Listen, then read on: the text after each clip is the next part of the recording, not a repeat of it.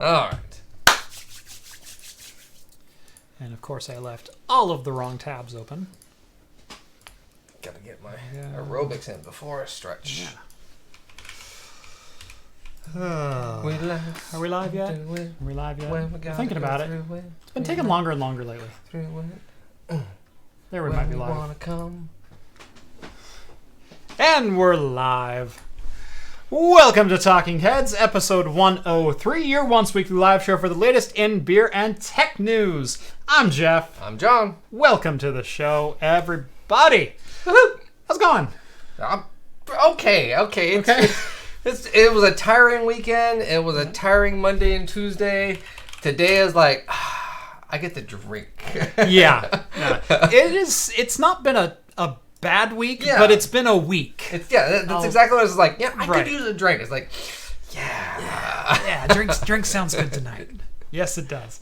Yeah, boy, never try to work full-time, do a YouTube channel, and sell your house all at the same time, while simultaneously trying to buy another house. That's been basically the last 2 weeks of my life. So if you're wondering why content's been a little slow around here, that's why. Yeah. Is all of a sudden things started moving real estate wise. So it has been a process. But that could mean more content later on. Oh, in the very near future, some good things are happening. Yeah. I'm not quite ready to talk about it on a public scale. I mentioned a couple things in the Discord and maybe shared a couple of pictures. But by the way, if you want to join the Discord, $1 down in the video description gets you access to the server. But I'm not quite ready to share any details at all publicly, but they're probably coming soon because we're very, very close to having a contract. So, yeah. Basically, we got verbal agreement. Nice. So I'm just waiting for like them to sign, and then we're gold. So we're gonna set up that whole brewery and tap system in the new office, right? Actually, yeah. Hey, it's a video for me. Hey guys, welcome to Hops and Brews. Let's set up a tap system. Heck yeah. No, I've already got it mapped out. There will be a wet bar in the new studio. Nice. As well as possibly like 4 taps and the whole like glass cleaner spritzer. spritzer. The moment I had that tomorrow, everyone was like, this is the coolest thing ever. Yeah. No, I'm gonna go full hog on it. We're gonna do it up right. Yeah. And I can't wait. But details to come. If you want advance notice on the details, make sure to join the Discord. Otherwise, stay tuned to Twitter. That's where I've been sharing anything at all. But hopefully content will resume very shortly. I'm going to try to get at least a couple more videos out before I have to start going into the purchase process and working through all that.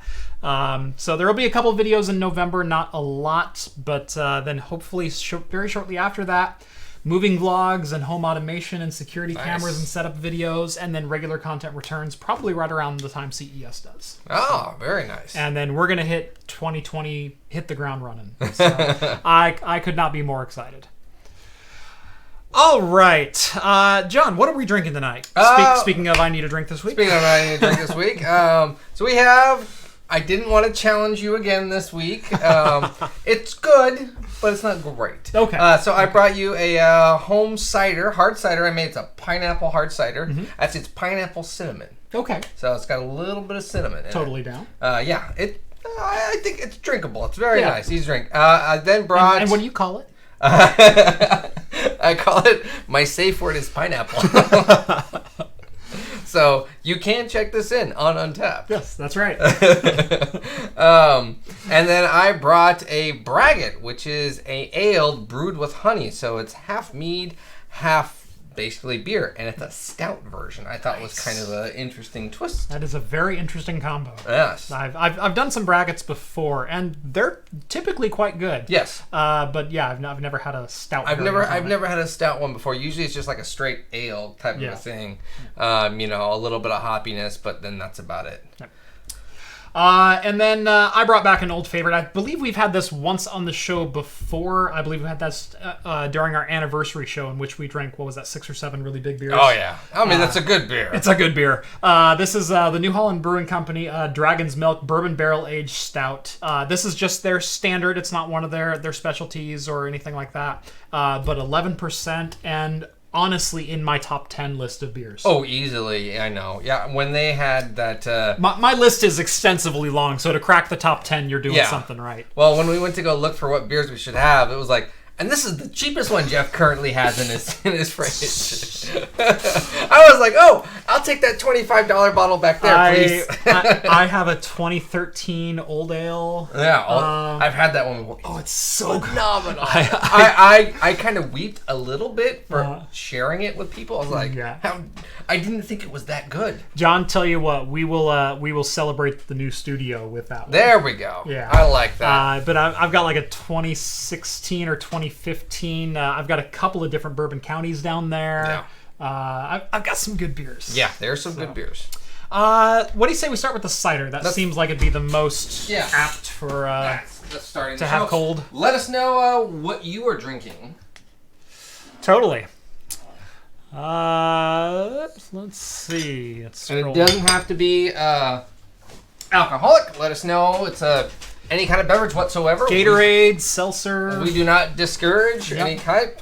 Soda, liquor. If you're unfamiliar with this show, too, the first 20 minutes, 25 sometimes. It's going to be 25 today because it's already 8:08. We do talk alcoholic news, beer news, references. After that, it's pure tech for about an hour. Yeah, hour and 20, usually, just depending on how it goes. Careful. Yep. I'm waiting. It's one you bottled. I'm waiting for it. There you go. Okay, not bad. Not bad. It's fine. It's usually a very family-friendly show. I say usually. Most of the time, we try our hardest. Yep. To make all content very family-friendly. Try our darndest. There's typically no swearing at all, and we try to keep the content as family-friendly as possible as well. If there's anything that will exceed that, we'll give a warning. Yeah.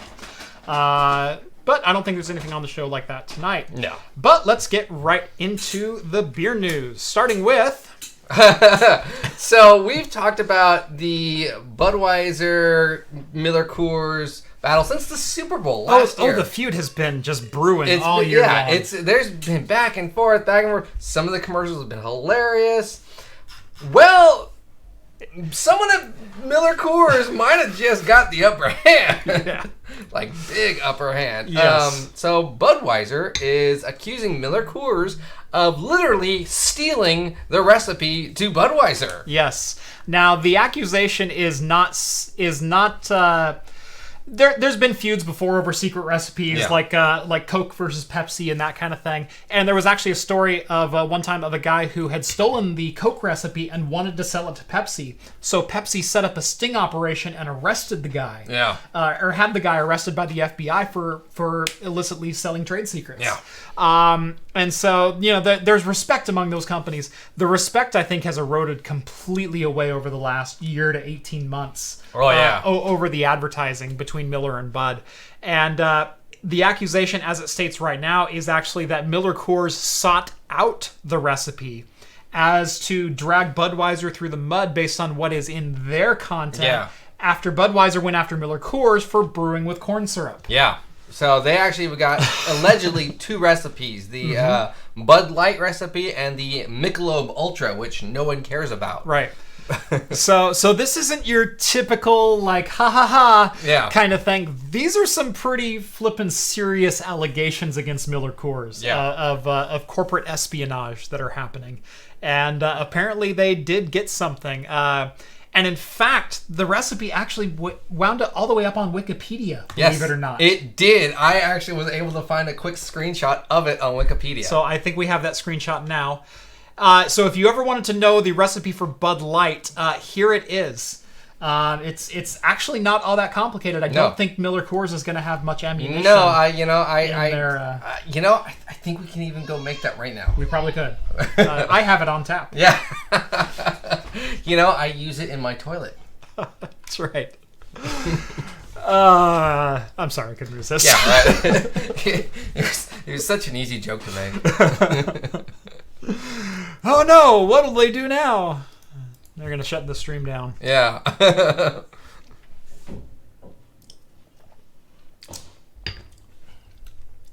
Actually not too bad. Like I said, it's not wow, this is the best cider I've ever had. Not the favorite thing I've ever had, but I do really enjoy pineapple. Yeah. It is one of my favorite I things. taste pineapple. Yeah. It's not pineapple juice like a lot of the, like Ace, where it's full of sugar. It tastes like a Jolly Rancher and pineapple. It's a very crisp pineapple. Tastes more... Gosh, how do I want to equate that? Like, it's definitely a cider. I can definitely get a little bit of the cinnamon and whatnot. And the pineapple is very, very bold, but it's definitely not sweet. Yeah. And I'm trying to... It's more tart. Yeah, it's very tart. But it's good. Yeah, it's like I said, it's good. It's for a homebrew, I'm perfectly fine. I will be able to drink my 5 gallons of this, no problem. Someone said, did the stream have problems or was it just me? I think it was just you because I have literally dropped 0 frames the entire time. So if it's stream having problems, it's probably on you or it's YouTube. I don't know. Yeah, either one's possible. All right. But speaking of Miller Lite, though, they're actually in the news again. They're always seeming to be in the news. I swear Budweiser and Miller is like Intel and AMD. But Miller Lite is kind of doing a interesting tactic for advertisement. They are giving away, free Miller Lite. And the way to get your free Miller Lite is to... for the Browns to win again. Oh, no. Sorry, that was last year. You have to unfollow them on social media. Yep. So if you unfollow Miller Lite on social media and take a picture and send it to them, text it to them via the number they provide, they will send you money via PayPal at the cost of a free beer. That's right. So it's kind of a cool promotion, although it's a little weird, the concept that they're doing this on. From the article from 7 News in Boston, quote, the brewer says it got the idea after learning half of all drinkers aged 21 to 27 say they meet with their friends less than a few times per month, end quote. And I thought that was kind of an interesting thing. I don't know where they've conducted this survey at. Now, we were kind of in the weird 21 to 27-year-olds as... We were already married, and well, not us, but yeah.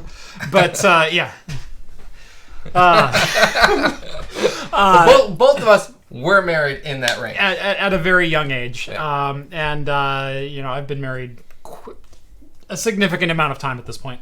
But I wasn't like bar cruising at 21 and 22 years old. I was, just hanging out with friends or working or doing whatever else. Yeah, I never really... I enjoyed going out. I was like the first 2 years. I had a buddy who was one of my best friends was my neighbor, so we went out and he was single. But it wasn't like... I learned to, within like the first 6 months, I was like, this is kind of boring. I'm spending way too much money. And then he started paying. Then I was like, I don't care anymore. And I think that's the key is going out to a bar... I went out and I had 2 cocktails with a friend of mine. We drove out on Saturday night and had a couple cocktails at Archive in downtown Salem. And they were fantastic. So I bought 4 cocktails. It was $54 before tip. Oh, yeah. Yeah, and you're like... And they were really good. They were really good, but how much liquor could you buy at a liquor store for $54? Right. And then how many cocktails could you make out of that? And I'm quite good at making cocktails. Yeah. Yeah, I understand that you're paying for the experience to go out. Totally. But then you have to be aware of I got to drive home. There's the gas and the trip to get out there and everything, So there is a bit of a hassle. It is an experience. I understand people that might live next to a and they just walk there. Right. That's totally. one thing, and then they're just like, hey, I'm here for my Paps for $1. That's But the idea that 21 to 27-year-olds have all this disposable income and they can go drop $6 for a domestic. Yeah. There's a reason they're not going out. It's because they don't want to drop $6 for a domestic. Yeah, well, I would say there's a bigger study, too, of like, why don't you go see how much millennials complain about not having money? Right. And that's the reason why they don't go out. It's not because they can't afford beer. Right. It's because we literally can't afford living. Yeah. So exactly. And then how much is a can of Miller Lite giving, like, are they refunding you?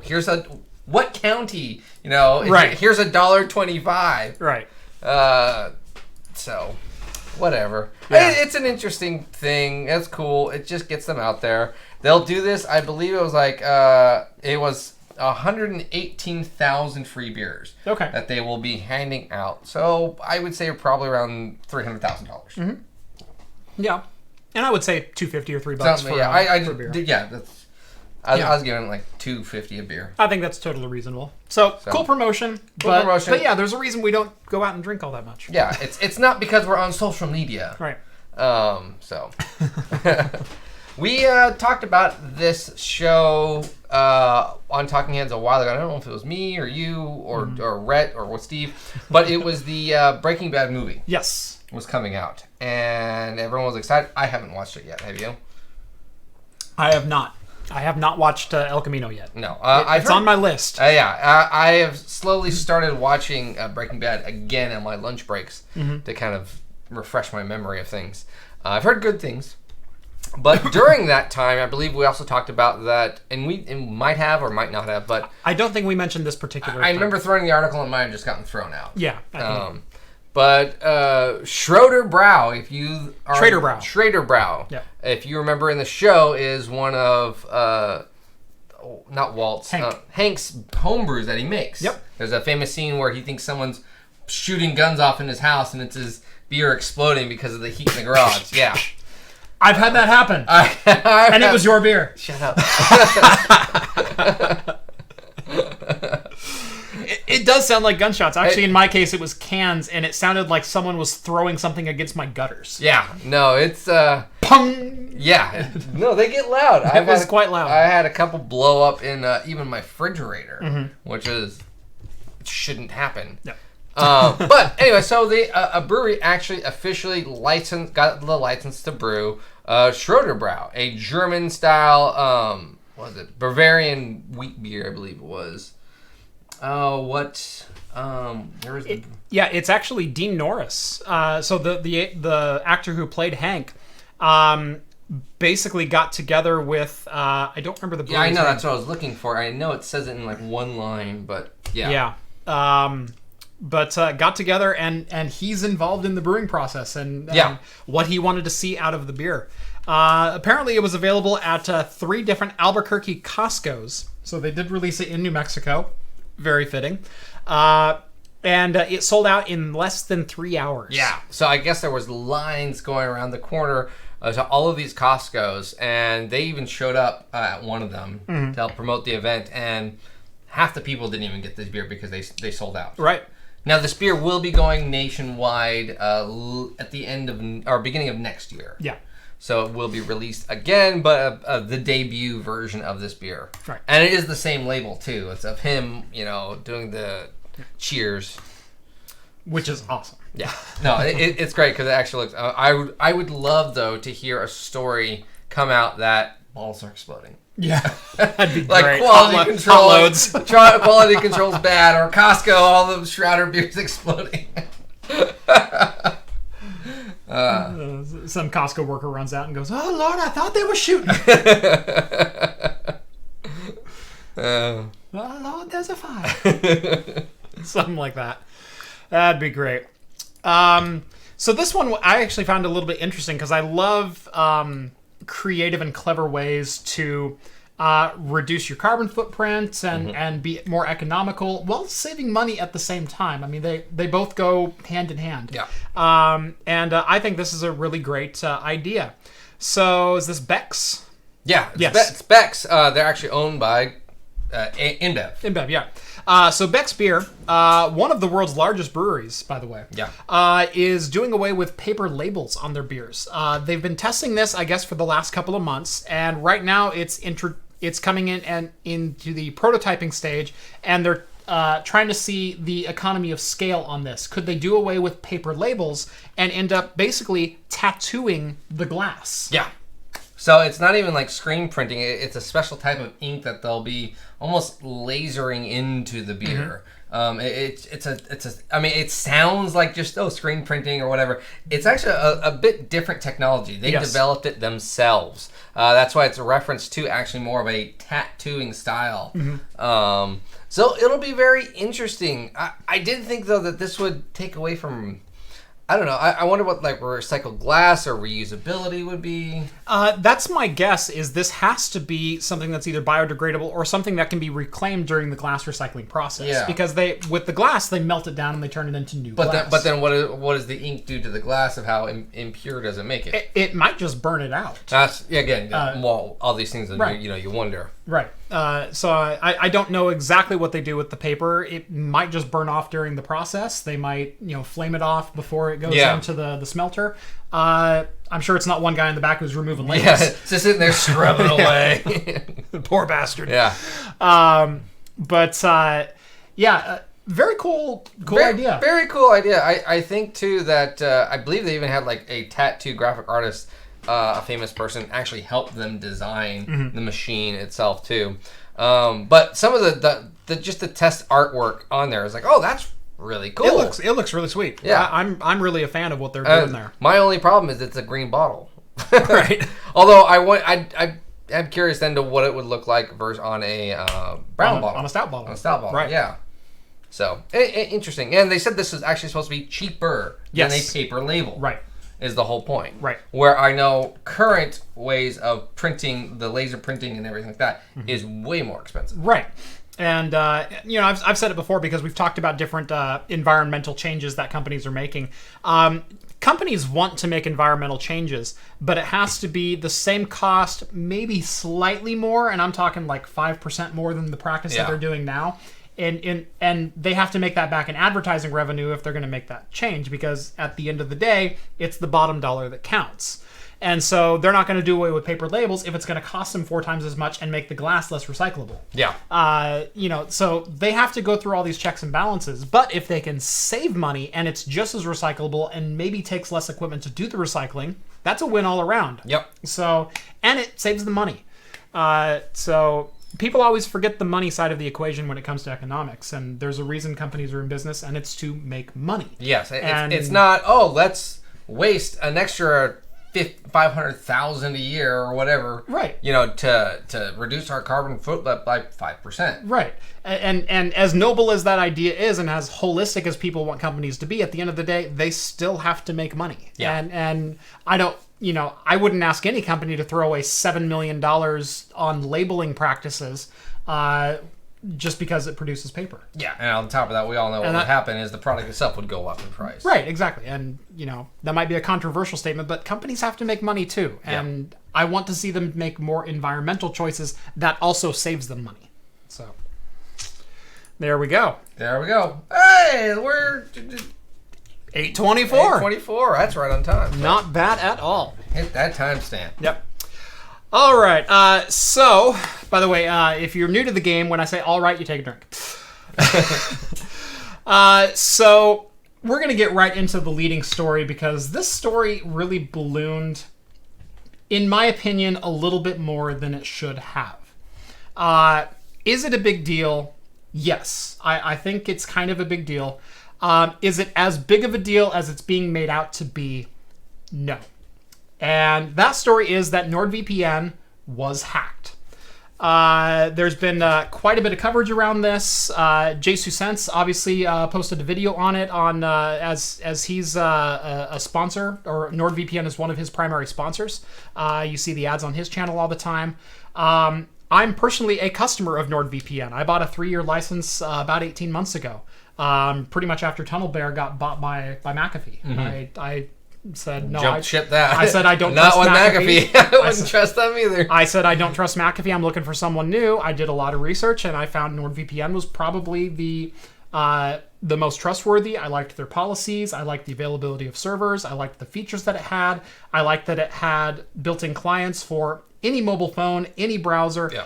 Plus your computer as a whole, plus it's OpenVPN compatible, so I can log in with a Raspberry Pi over a VPN. Yeah. And in fact, I did a tutorial on logging in with OpenVPN through a Linux kernel. So very, very versatile and not that expensive. No, they're they're really not that expensive. It was like $70 for 3 years, I think. Yeah, and you could look almost anywhere and find a coupon for them too. They advertise so much, like you said, Jay's 2 cents. Right. And there's so many YouTubers that, hey, use my promotional code, get 1 year, you know, half $30 off. Right. And full disclosure, I am a customer of NordVPN. I am not an endorser. There's not a product linked in the video description. I don't have any other VPN affiliations. I simply bought NordVPN. But I'm a sponsor. Right. Yeah, John makes money on it. Okay. Totally doesn't. No. But, so yeah, the opinions are 100% my own, and in fact, I put my money where my mouth is. So NordVPN was hacked, and this news was broken by TechCrunch about 3 days ago. And the article provides a pretty damning accusation on one hand, but also affirms a lot of their practices in another. And a lot of the negativity has come with, well, NordVPN had a server hacked at the physical level, and they couldn't detect it, and all of your data was at risk, and everyone's at fault, and no one was safe, and they got usernames, and they got passwords, and they got all of your encrypted data, and da-da-da-da-da. Now, I am not a DevOps or DevSec expert by any means. I do work with it, I am familiar with it, but I also have people who know a lot more than I do who do that thing for me. But if you read what was actually affected, this was actually a pretty minor breach as far as breaches go. Yes, a hacker got a hold of a physical box in a rented data center, which is very common for these VPN companies, through exploiting remote management software, and it's unclear if it was a remote management tool that was left installed on the hypervisor boxes, or if it was like a lights out controller that had an unsecured password on it. Admin. So so something like a Dell iDRAC or an HP ILO port. But somehow the physical box was exposed to the outside world, didn't have its credentials secured, and someone got in at the physical level of the server. Now NordVPN has zero way of knowing that happened. They have no scanning protocols, and a lot of people will go, well, they should have known that happened. I'm going to tell you, from someone who rents servers in the cloud space, you, number one, have to have a level of trust with who you're renting from, and number two, you don't get to conduct third and fourth party audits of a data center that you're renting. You have to trust that they're in compliance. And just like when you're logging into a VPN, you have to put your trust somewhere. And a VPN pushes your trust down the line a little bit. So instead of trusting my local ISP and Google DNS, I'm trusting whoever I'm connecting to. My traffic is encrypted, but then it's unencrypted from then on out. So I'm just pushing that trust down the line. With a rented server, I've taken my own trust in my own data centers, and I've pushed that trust to someone else. NordVPN doesn't have a mechanism for testing whether or not someone has infiltrated the physical box because they're renting virtual space. I mean, technically, they can even sue the rented space area. Totally. They absolutely could for failure to malpractice fault or whatever. Just like you promised X amount of security, you didn't provide that, and then because of that, we technically were hacked, but that shouldn't have happened because you promised us that this wouldn't have happened. So NordVPN had no way of knowing. Now, this was alerted to them, and it's unclear how long it ran, and even the verbiage inside the article doesn't make it clear. So this hack happened back in March of 2018. They determined when it started.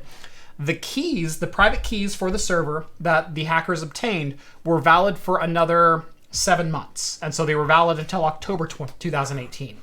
It's not clear whether the hack lasted for 7 months, and by all means the private keys were available for 7 months, but how quickly the server itself was patched and how long NordVPN server was vulnerable. That is not in the article anywhere. It could have been 7 months, it could have been 1 month.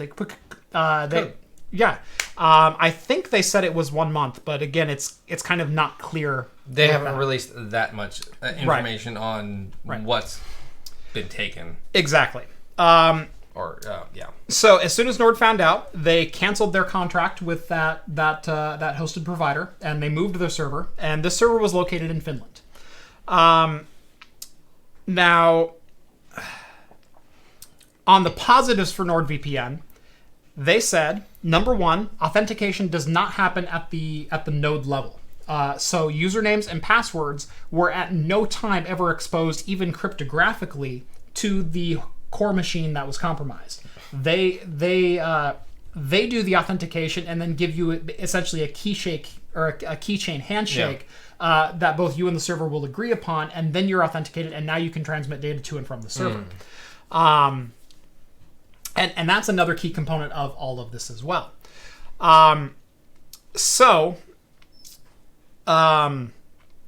They also said it was impossible to see any user logs, any users that had logged in but are not currently logged in, any passwords, any existing sessions, because there's no log data on the servers, which affirms NordVPN doesn't keep logs of authentications, connections, regardless. They don't keep any logs. No history. Right.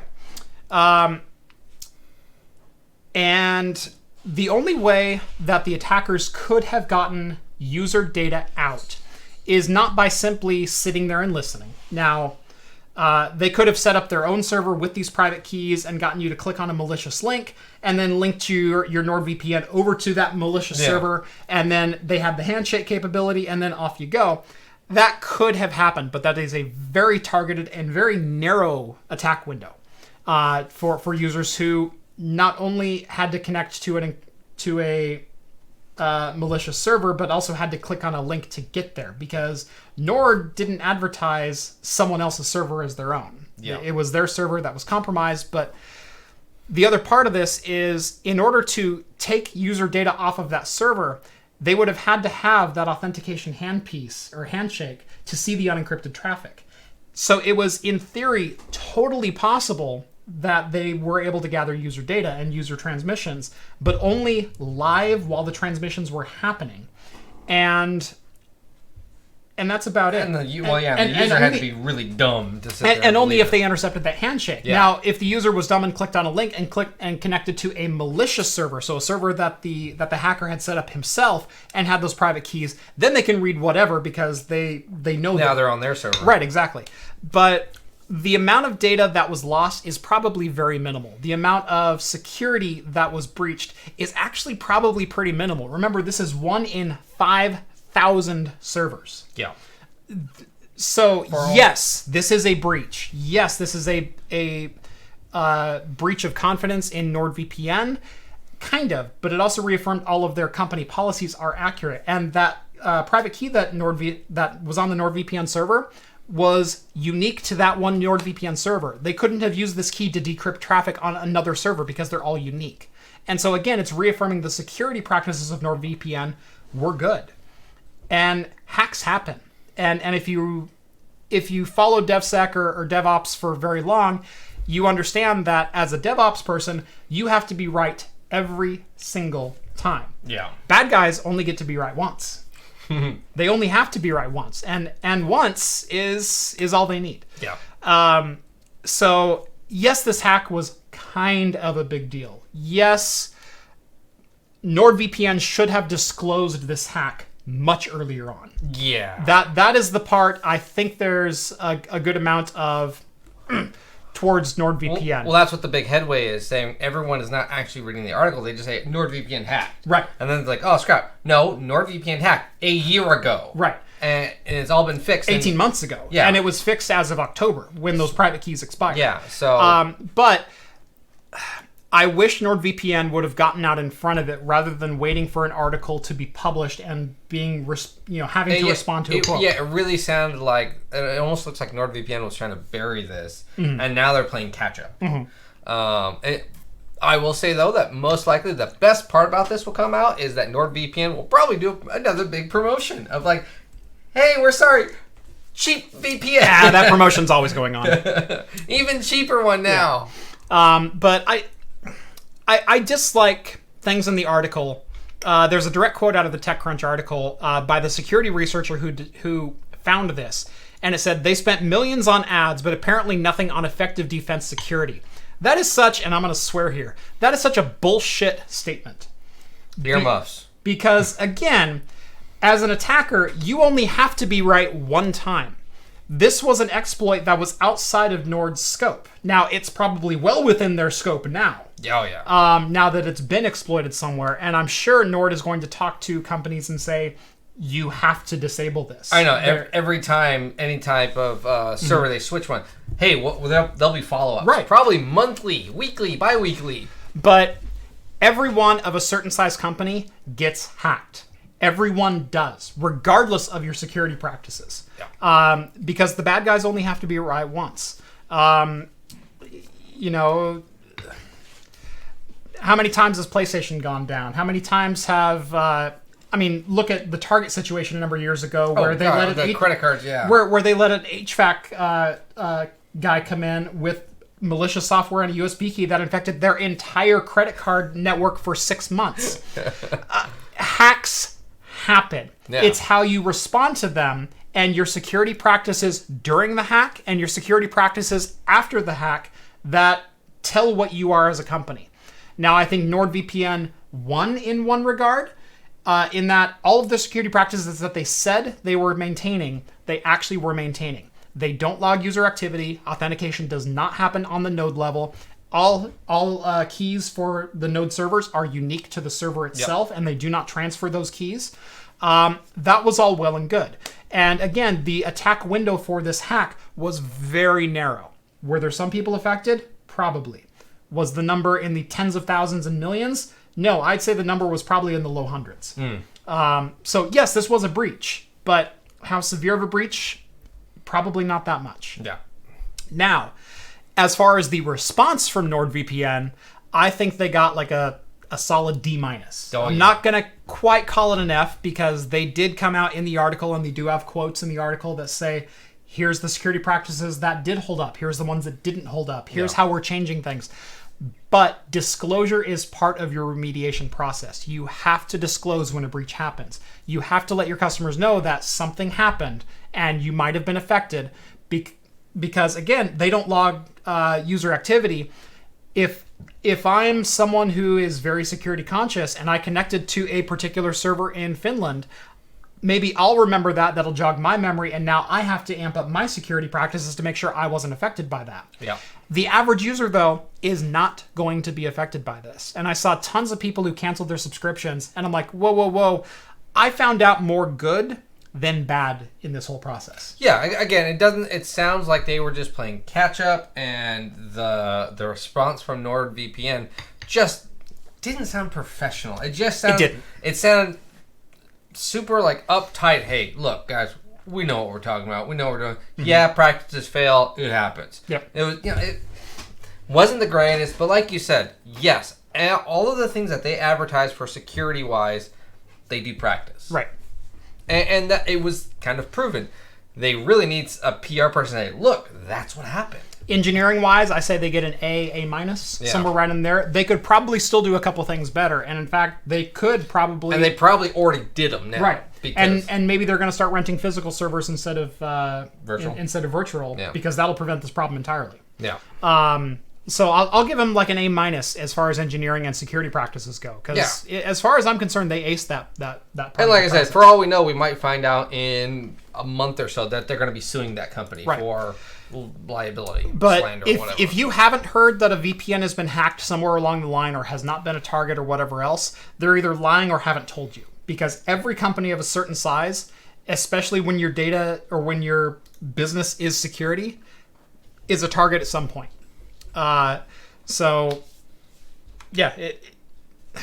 Attacks happen every day. And for people that say, well, they should disclose every attack that ever happens. I'm in a medium-sized company. We get hundreds of attacks a day if you want to call port scanning and attempts to connect to SSH and RDP. At my house, I get 50 of those a day. Yeah.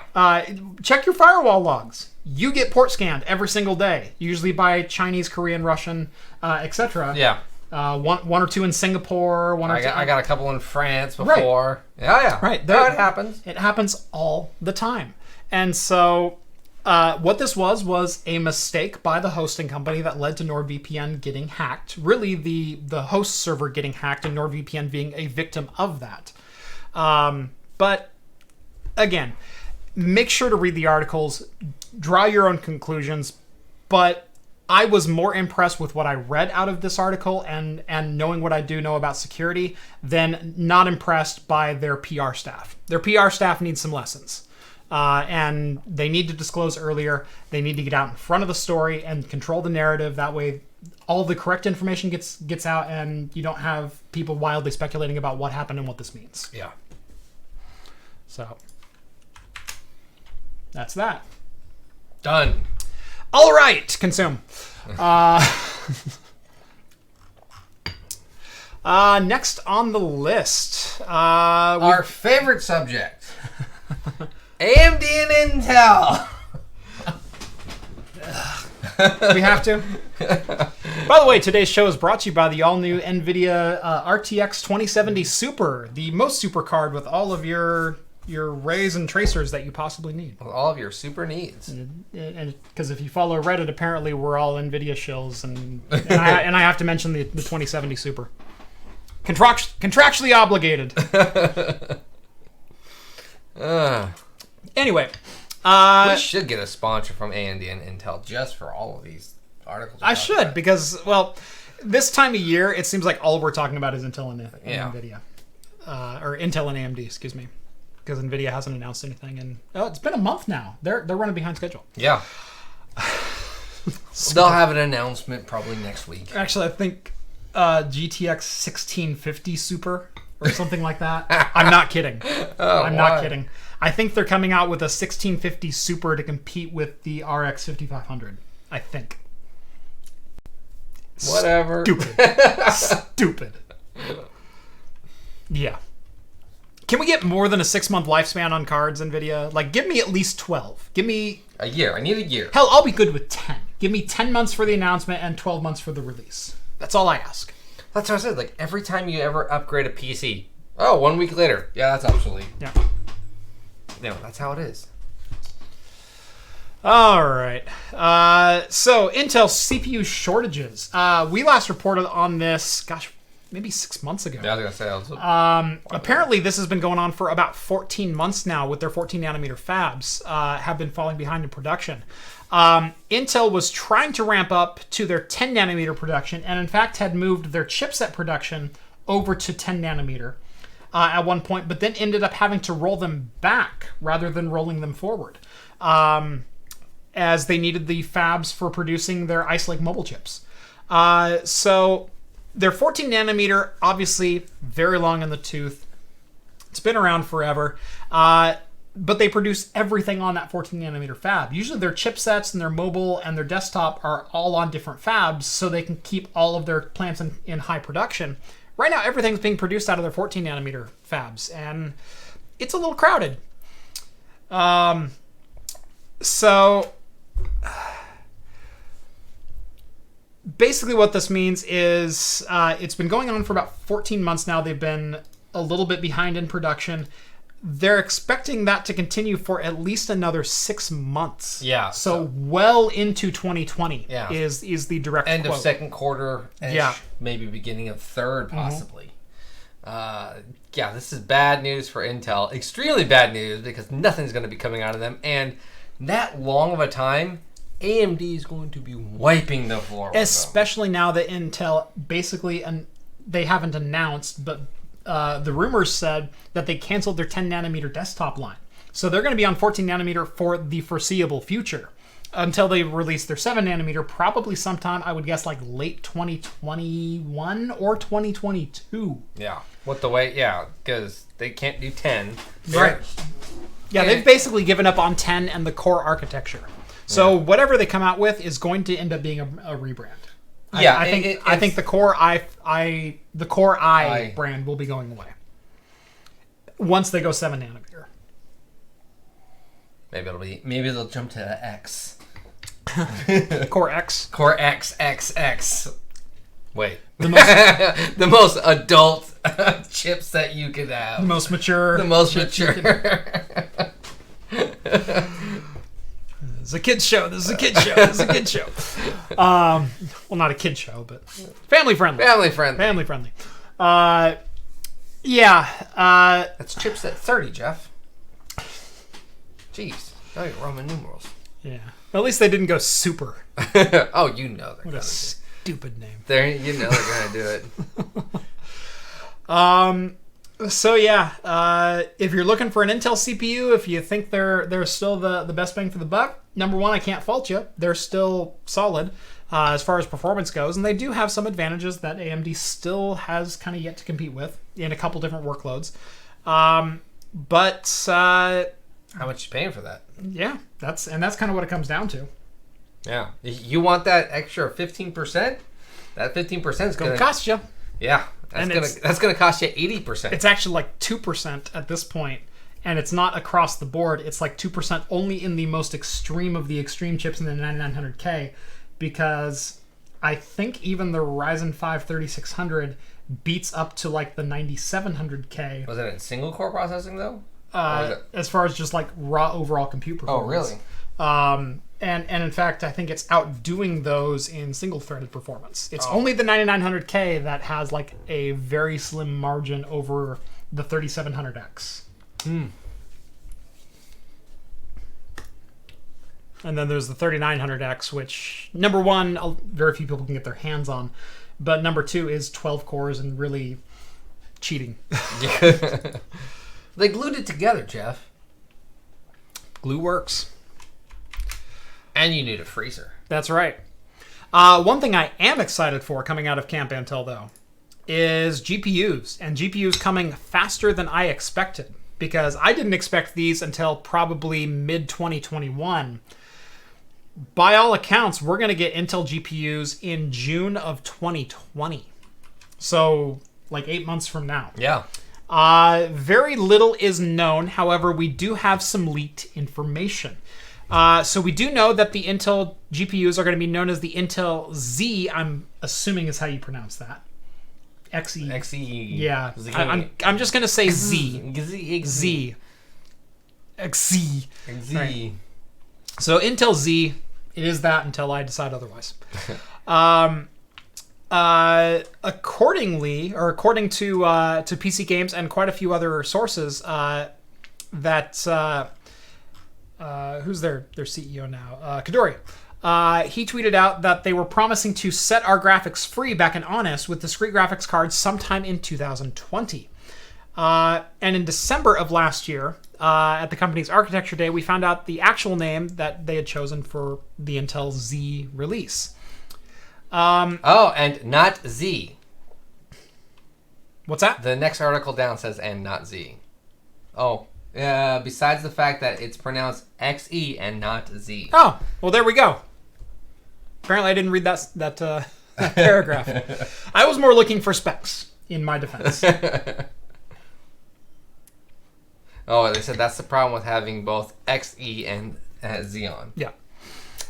There's a couple of people in the chat, sorry, I want to address this real quick, who are saying, so apparently JSUSense overreacted.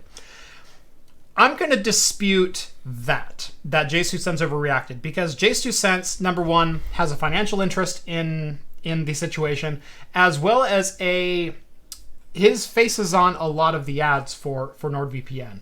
Almost like Linus was the face of TunnelBear for so many years. This issue, he needs to make sure he does his absolute due diligence, and from what I'm hearing, that's exactly what he's trying to do. And he wanted to do that very transparently. His video, I wish it had a little bit more of the ins and outs of what was actually done if I had a criticism of his video. Because a lot of people say he overreacted. I disagree that he overreacted. I don't think he explained it very well, but I don't blame him for saying we're going to suspend ads with NordVPN for the foreseeable future until NordVPN assures me that this issue will not happen again. Because it's his name and reputation on the line. So if it were my name and reputation on the line, and if I had been running NordVPN ads for the last 6 months, I would have immediately taken a step back until I heard from them, and then maybe a third party, that the situation had been resolved and won't happen again in the future. Yeah. Because a breach like this, if it happened once, possibly could happen again, and if they weren't shored up on their security practices, possibly suspect to a large-scale attack. I don't think that's the case, but I don't blame Jay for being a little bit, having some trepidation in this situation. Because if it was my name on the line and my reputation on the line, I would take it extremely seriously as well. Well, and I wonder how much of that income was from him, and then how much of a drop he saw on his channel because of that and reputation. Well, it's only been 3 days. And so it has not been that long. Yeah, it hasn't been that long, but it can still continue. But, yeah. Right. So yeah, I just wanted to head that out because I wanted to mention that Jay was covering it, but I was not calling Jay out for overreacting. That was not the case at all. So anyway. Stats on the XE. Stats. So again, I'm going to give you some numbers, but the numbers mean nothing because we have no idea what performance is going to be like. So Intel, I'm just going to call it Z. Screw them. Intel Z, they are going to be coming out with 128, 256, and 512 execution unit parts for the entry, mid, and high-end markets. And they said later down in the article, this is from the $200 to $1,000 price points for graphics cards.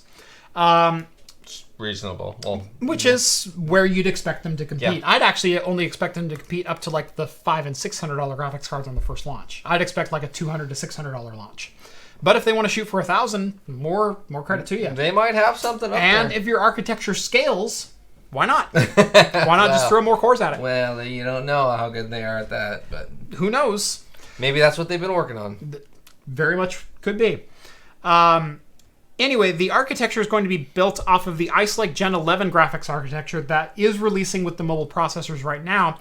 And in fact, Intel will be releasing a 64 execution unit inside of an embedded card, very similar to an AMD APU with the 2200 and 3200G chips. Yep. So something Vega 8, Vega 11, maybe a little bit faster would be my guess as far as the power level and embedded performance that they're trying to get out of these APUs. So if we want to scale that up, I don't know what that would be because I haven't done the math. So whatever 8 times a 64 EU is, that's what you'll get in the 512 EU. Jeff, I didn't see that part, but you definitely need that license plate now. I saw that one. Actually, I have some other ideas for a license plate because I do need to get a vanity plate for my Z. I really do. Should I call my 350Z the True Z? True XE? True XE. No, you need to call it the Super XZ. The Super XZ. SPR XZ. Yeah, because that's super. That is a good one. So anyway, $200 to $1,000 for the release. Again, we have no performance guesses, benchmarks, whatever. But as soon as June 2020. Now, there's one more picture I want you to scroll down to in this article. It's the one of the rear of the card. Keep going right there. If this is their 512 XE model, which I have no reason to doubt that it is, they are going for some serious performance. Either that or they're horribly inefficient as it does take 2 8-pin power supply leads. Yeah. So this is going to be a 350 to 400 watt part easily out of the box. You're going to need a nice power supply for this. So, yeah, definitely not the one that you have. Oh, what are you talking about? It's It's also super. It's also super. So Intel's either not playing around or they're horribly inefficient. It's going to be one of the two. And either way, I'm curious. They have a reputation for both. Yep.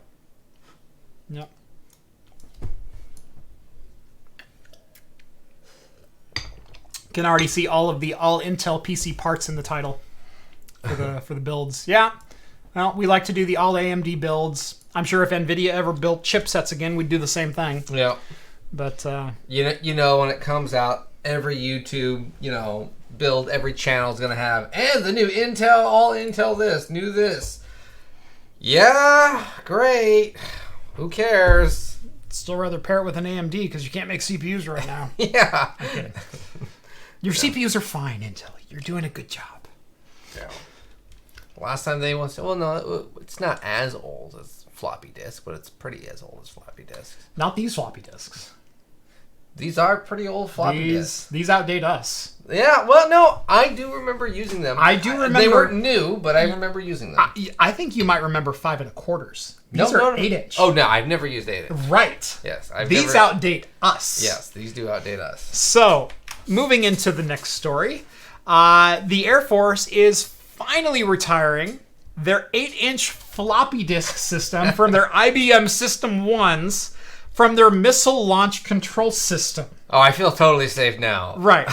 Actually, you should feel safe. Well, these would fail over time with corrosion. Yeah, but you could remagnetize them. Yeah. It was, if you didn't use them for so long, they would demagnetize. Yeah. If the disks are actively being used, you can usually keep them going. And even if the data is corrupted, you can then wipe over the floppy and then rewrite over them because you can just remagnetize it. So, back when hardware was actually good. Right. Back when it did last for 50 years. Yeah. So for those who don't know what we're talking about, the Strategic Air Command Digital Network, SACDIN, which was originally installed by the Air Force back in the 1960s, relied on IBM Series 1 computers. The Air Force ran it, and the encryption codes were stored on 8-inch floppy disks. That system was later updated later on and is now known as the SACS system. That is the Strategic Automated Command and Control System. Now, the encryption keys to launch America's arsenal of nuclear warheads has been stored on 8-inch floppy disks. And the advantage to this is the system is completely closed circuit. Yeah, unhackable basically. The only way to do it is you literally have to steal the floppy. And be in the base. Yeah. Right. It's not, There's no, hey, let's plug in this USB and I'm going to remote in with my digital phone in the bathroom while some guy sneaks through the air vent. Right. Not going to happen. Yeah. We're not even using x86. So... yeah, USB doesn't exist. Yeah, I know. Network. You're like thinking USB 1's old. Right. No. This is old. Network is not TCP-based networking. So we're predating all of the modern infrastructure back to a time when it was completely closed circuit and it was terminal server-based kind of stuff. Think of Fallout computers. Yeah. That's what they're using there. Anyway, 8-inch floppy disks are finally being phased out for what the Air Force's 595th Strategic Communications Squadron describes as a, quote, highly secure solid-state digital storage solution. I'm not sure what that exactly is because the article didn't go into that. I am going to assume it's some kind of... maybe they've gone on to like smart media cards. Probably. I'm betting it's still very closed circuit. Right. They're not going to go over the network and be like, let me log in. Right. Well, you can, but from in the base. Yeah. Right. It's not like NordVPN. Right. Yeah. Well, it is. You have to have physical access to exploit it. So it is very secure. But don't. Yeah. Anyway. Nord, call us. Well, you don't need Jay's 2 cents anymore. Don't do that. Don't do that. See, I can make fun of him because he doesn't know who I am. And then watch, he's going to start showing up on the chat. I'm pretty sure it says craft computing right below. Anyway. But yeah, he doesn't know who I am. Right. John's safe. Jeff's just going to get punched. Yep. Computex. Hey, you know what? If you had that video, million views. Yeah. Million views. Right. Your subscription would skyrocket. Right. We could have a prize fight between Craft Computing and Jay's 2 cents. Like one of those boxing MMA fights. Boy, I had a joke and I don't want to get hit. So I'm gonna stop and I'm gonna move on. All right. All right. Just like the Air Force moved on from 8-inch floppy disks. Back to AMD very briefly. There have been a couple of leaks that have come out over the last couple of months. One related to AMD's upcoming chipset for their Threadripper 3000 series that I believe it was me and Steve talked about it. Basically, the next AMD Threadripper is going to use a new socket. Yeah. And my guess is it's going to be SP3. My guess is it's going to mirror what's happening on the enterprise side of things with AMD EPYC to expand the memory channels that are available to the Threadripper chips. Now, physically, the TR4 socket is identical to the SP3 socket. Electrically, they are different, though, because Threadripper only has 4 memory channels, EPYC has 8. And so that's been the differentiation between the two chipsets. And the old X399 is not wired for 8-channel memory. So, and the other pins do other things. So they're repinning the socket to make it only SP3 compatible. That's my guess. But what they're doing is they're actually splitting Threadripper into 3 separate chipsets. The first of which is going to be very familiar, as it's still a 4-channel memory chipset, and it's going to be known as the TRX40. And again, we've talked about this before, but Gigabyte actually kind of might have spoiled a little bit of a launch, as they teased an upcoming motherboard for Threadripper that's based on the TRX40 chipset. And it's very clearly a Threadripper chip. It's the Threadripper socket, or it's the SP3 socket. Yeah. It's the same, 3 Allen key or 3 Torx key. There we go. Screw downs is the same mounting points, 8 DIMM slots, but 4-channel memory. They are also expected to launch the TRX80 with 8 memory channels, and then the WRX80 for workstations, which will have 8 memory channels and probably expanded PCIe support. And this all speculation, but that's what we would assume. The first motherboards from Aorus use the TRX40 chipset and come in an eATX form factor. Should also include 4 PCIe 4.0 x16 slots, 8 DIMM slots, and I'm seeing at least 3 NVMe slots, all of which seem to be of the 110 millimeter variety instead of your standard 80 millimeter. So use of enterprise drives, the use of higher capacity storage, all totally possible. Very cool. And of course, that RGB. That board is gorgeous, by the way. From what you can tell. Right. Well, there's the Gigabyte Design Air. That's one of my favorite looking boards. Mm-hmm. Also, the MSI X399 Gaming Pro Carbon, which is also one of my favorite looking boards. They're very symmetrical. The layout is sleek and whatnot. This reminds me of those 2 boards, of the Pro Carbon and the Design Air. But very, very good looking. And oh my gosh, that power delivery. I cannot wait to see what that's going to be, because you can see a whole bunch of chokes poking out through there. But very exciting news to come from Threadripper. Yeah, we'll probably hear something even more within the next couple of weeks. Likely in the very near future. Yeah. Because my original prediction was November, and gosh darn it, November's literally right around the corner. Oh, yeah. No. They were saying probably leak within the next 3-4 weeks. Or some more leak. Right. Maybe not the full launch, but some more leakage. Yep. So, someone's complaining that Jeff needs to drink more. Mm-hmm. Some other people were actually asking some questions about... He just finished his, and I did most of the talking for the last 4 articles. No, Jeff's actually done very well. So give me a dang break. Some people were asking some questions about previous articles or things we were saying. Try to keep your questions toward the end. We usually try to keep at least 30 minutes toward the end for some questions. Yes. So please stay tuned and keep those questions coming. Yep. Or saved for then. You want to open up another one before we jump into the next one? Okay. The Braggot? Yes. Braggot. Anyone else change their beverage by this time? What are you guys drinking right now? You know what? I want to do these glasses just because they're stupid. That's right. Crystal. The chalices. That's right. Boy, I can already smell that. Holy crap. Have you had this one before? I have not. All right. Actually, I got that as a Christmas present. And I kind of forgot about it. Boy, that is pleasant looking. It was sitting in the back of my bottle machine, and I was just like, oh, hey, I think I even thought about taking this to Jeff before, and just never did. That looks like a cappuccino. It really looks like coffee. Oh, yeah.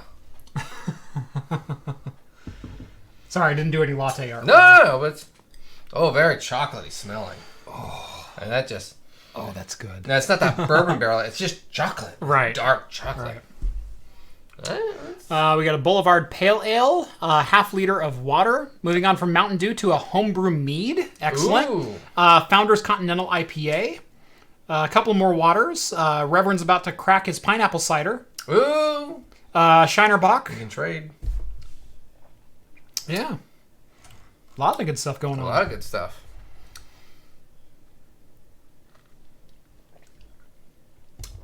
Boy, that is way smoother than I thought it would be. Oh, honestly, that's pretty good. That is really good. I mean, it's not. It's like coffee. Yeah. No, it's totally like coffee. You taste espresso roast in the back of the flavor. Yeah. And that's what lingers. Oh, that is good. Yeah. Why did I share this? It is not the mouthfeel I was expecting. It is totally not the mouthfeel. This is actually a lot thicker than It's a lot thicker. It's thick, but it's smooth. It's not like biting your tongue or doing anything else. No, it's almost like as thick as like a bourbon barrel aged, but doesn't have that bourbon barrel aged. It's just pure espresso. Right. It's the same thickness or viscosity, I guess, if you wanted to get really technical. Yeah. But it has like a lightness on your tongue, kind of like milk. I can see that. Where it's like a thick milk, but not like a milk that you left in the back of your fridge, but just like a whole milk. It's like drinking whole milk. Yeah, it's like drinking whole milk. Right. What do you think the percentage is? I already looked at 6.6. Oh, okay. Yeah. It does like mouthfeel and viscosity like good. I wouldn't have called that. I would have called higher. I would have called 9%. Yeah, I would have called 9%. This definitely. If I was blind or blindfolded and was just going off of taste and mouthfeel, 9%. Yeah. So chance of a close up of this label. Unfortunately, no, I don't have my secondary camera set up. This is Viking Brewing Company. Viking Braggot. Viking Braggot Company. I believe they announced they're going out of business, but they are a local brewery down in Eugene. Yeah. I don't know if it was just their brewery location or just their pub house, because they had 2 locations. Yeah. So. But something they announced recently they were going out. So. Don't know. It's pretty local. I've never seen or heard this distributed too far out of Oregon. Right. Braggots are, and all they do are braggots. If you don't know what braggots are, the dumbest down version I could say is half mead, half beer. Right. That's the simplest explanation I could give. But this is really good. I enjoy it. I could probably drink this whole thing by myself if I want to. And then thought everyone in the room probably got in those like drunk goggles and thought everyone was super happy and good looking and everyone was my friend and you say happy. That, but it's only 6.5%. It is. It's not a heavy beer. No, it tastes like a heavy beer. It really does. Yeah, but I think I would probably have this whole entire thing and think everyone in the room was like, "Oh, you're my best friend. You have a kind and gentle face." How would you like to make $130,000? That's right. And John's not just saying that. No. You might have the opportunity to. If you're good looking. If you're good looking and you have a kind and friendly face. A kind and friendly face. What's the company? British manufacturing firm called Geomic. See how stupid that hard G sounds? Geomic has put a call out for people interested in just call it Z. Yeah, just call it Z. No, I was making a point of how stupid a hard G sounds on soft Geomic, yeah. Geomic? Geomic? It's pronounced Geomic. I'm pretty sure it's just Geomic. It's Geomic. Yeah. Jeff. No. It's a G. There's an O in there. The letter is G. The letter is G, but there's an E. Right. E. Right. Like in Jeffrey? Alright, whatever. Stop. What else you got? So like Jeff. Yeah. And Jen. And GIF. Whatever. Shut up. It's still GIF. You thought it was Z. It's the guy says XE. What's funny is he had to point out it's not Z. They're calling it something different. And so which means phonetically I was correct. Phonetically and G and GIF, which is GIF. Whatever. Geomic has put out a call for people interested in being the face of their new quote state-of-the-art humanoid. They're developing with an unnamed company. Now, basically what this is very similar to the Sophia robot, which is the very popular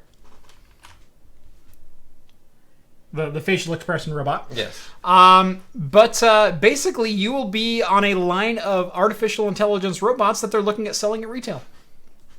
And they will give you $130,000 for your likeness if your likeness fits the profile they're looking for. I don't know how to apply, but who wouldn't want this mug on, right? on then on an Android? Hundreds of thousands of clones. Right. No, I was trying to remember. If Alan Tudyk can be an Android like multiple times, why can't I? No, I was thinking they should do a Brent Spiner. That would be better. Yes. Bunch of datas. I will say I will yield to Data, but young Data, not the new puffed up Marshmallow Man version. I don't mind the new Data. You know what actually gets a little off topic because we're gonna go Star Trek. What I don't like about that one, it's at the end. It's the hair. It's the hair. I don't like the hair. What? I thought it looked distinguished. No, yeah, that one was fine. He used to have a hairline, and now it literally looks like a giant wig over his face. Right. There was actually a really funny tweet. Someone had quoted one of the new Terminator trailers and said, "How are they going to explain the aging android?" And Brett Spiner replied to the tweet and said, "It happens to the best of us." Yes. That's good. Anyway, so yeah, if you would like to be the face of Geodick and earn $130,000 doing so, apply below. You probably won't make it because you're all ugly. Yep. I mean, anyone that watches this show. Right. I attract a certain fan base. I mean, even Alan Tudyk's more attractive than I am. At least he spells his name right, though. A-L-A-N. Well, maybe Rhett should apply. You know, actually... We can get Rhett to... Although he'd have to shave. It pains me to admit he's the best looking guy on the show. We'd have to have him shave. Yeah. That's the thing. Well, he's also the youngest. Yeah, he is. That's the thing. By a pretty wide margin. Yeah, I know. If you put all of us at Rhett's age, he's not the best looking one. I've always had... And then let me put it this way, too. Here, Rhett is just now having a kid. Right. That ages you a lot. My kid is 6. The problem is, by age 20, I already looked like this. Well, yeah. I stopped getting carded at age 22. Unless my wife was near me because she looks like she's 16. Even though she's older than I am. And she's going to kill me if she watches this show tonight. Quantum computing. Yeah, the Borg. The Borg, that's right. We are the Borg. So speaking of simultaneous multi-threading, quantum computing, Google apparently has made a breakthrough today in quantum computing. Yes, this was posted earlier today. Gizmodo states that Google scientists in a blog post confirmed that their quantum computer had exceeded their expectations, needing just 200 seconds to solve a problem that they claim would take the world's fastest current supercomputer 10,000 years to compute right now. Yeah. Now, they did say this result was very much skewed in favor of the quantum computer doing things that were far too difficult for the standard computer to do. Yes. So we're not ready to call this the next desktop announced in 2022, but we know quantum computing is eventually going to be the next level of computing. Yes. At least as far as the data center stuff goes. At least as far as the high-end number crunching stuff goes. And the fact that they got this breakthrough is actually pretty big news. Now this was a single calculation too. This wasn't right. This wasn't like, hey, do 10,000 different calculations. No, this was here, one thing, go. Right. This was parallelized computing, not multi-threaded. Yeah. Multitasking computing. Yeah. But the fact that they got it working in that level of scale is extremely impressive. I know Linus did a great breakdown of what quantum computers are. If you want to go check out his video on that, not now, wait till later. But he did a really great video where he actually walked through and disassembled a quantum computing core. And I thought that was fascinating. But it said the team ran the algorithm last spring using a 54-qubit processor called the Sycamore. And while the achievement is called quantum computing is called quantum supremacy, it doesn't mean quantum computers are suddenly more capable than classical computers. But for such a large-scale endeavor, it's a good engineering practice to formulate decisive short-term goals that demonstrate whether designs are going in the right direction. And as they did achieve their goal, I'd say mission accomplished. Yeah. Probably wasn't an Intel processor, though. That's definitely not an Intel processor. I'd guarantee Intel is looking at quantum computing. I think anyone who's in the realm of supercomputers and data centers is looking at quantum computing. Just like anyone who's looking at graphics acceleration.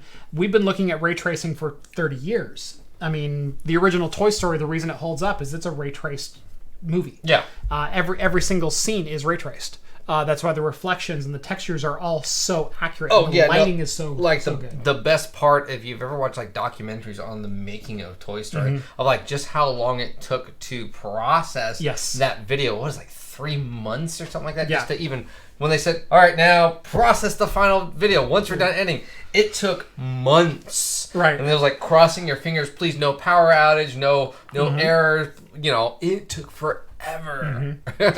I'm pretty sure now my phone has more processing power and graphics power than that computer. Actually, you're probably not wrong, because at the time... which was what, 2000? No, it was 97? Oh, 6? Yeah, 97, 96. 96, 97, something like that. When the PlayStation 2 came out, it had more processing power than what was used to render Toy Story. And that was a huge deal because people thought... 95. Okay.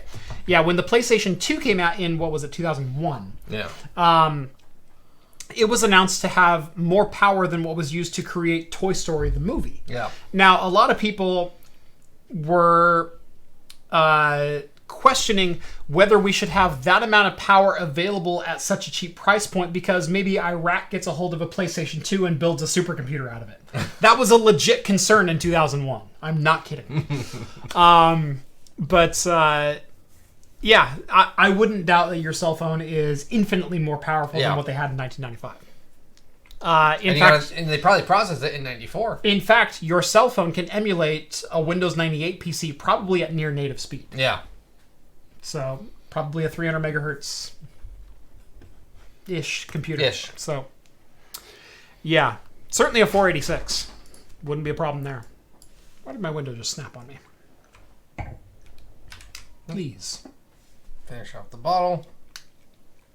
This one's so good. It is really Thank you for bringing good. this one. I am so disappointed for... Well, I guess... I don't feel bad now. I get to have your Dragon's Milk. Not the same percentage. I would say quality, though. It's up there. It's up there. It's up there. The coffee roast is a little bit sour. Really? That's the only hesitation I have to this one. Is my aftertaste, after a couple seconds, I'm getting this sour bitterness. Now, I don't know if that's the coffee roast or just like the way it's made, the mead, or the honey. Where it's definitely coffee. Oh, it's definitely coffee. And it's very smooth coffee. But it's a I just get really bitter. Yeah, it is not the best coffee I've ever had. For a beer, this is amazing. Yes, no, for a beer, this is like, But after I've taken a drink, after a couple seconds, it gets a little bit more sour and a little bit more bitter, and that's what I'm left with. And it makes me want to take another drink so it can kind of sweeten and mellow it back out. It does. And then after a couple seconds, it gets sour and bitter again. Yeah, so. But it's not actually the worst unpleasant sour and bitter. And the very beginning, kind of like you were saying, milk. It kind of has that creamy sweetness to it. And I am being hypercritical because I am enjoying this beer so much.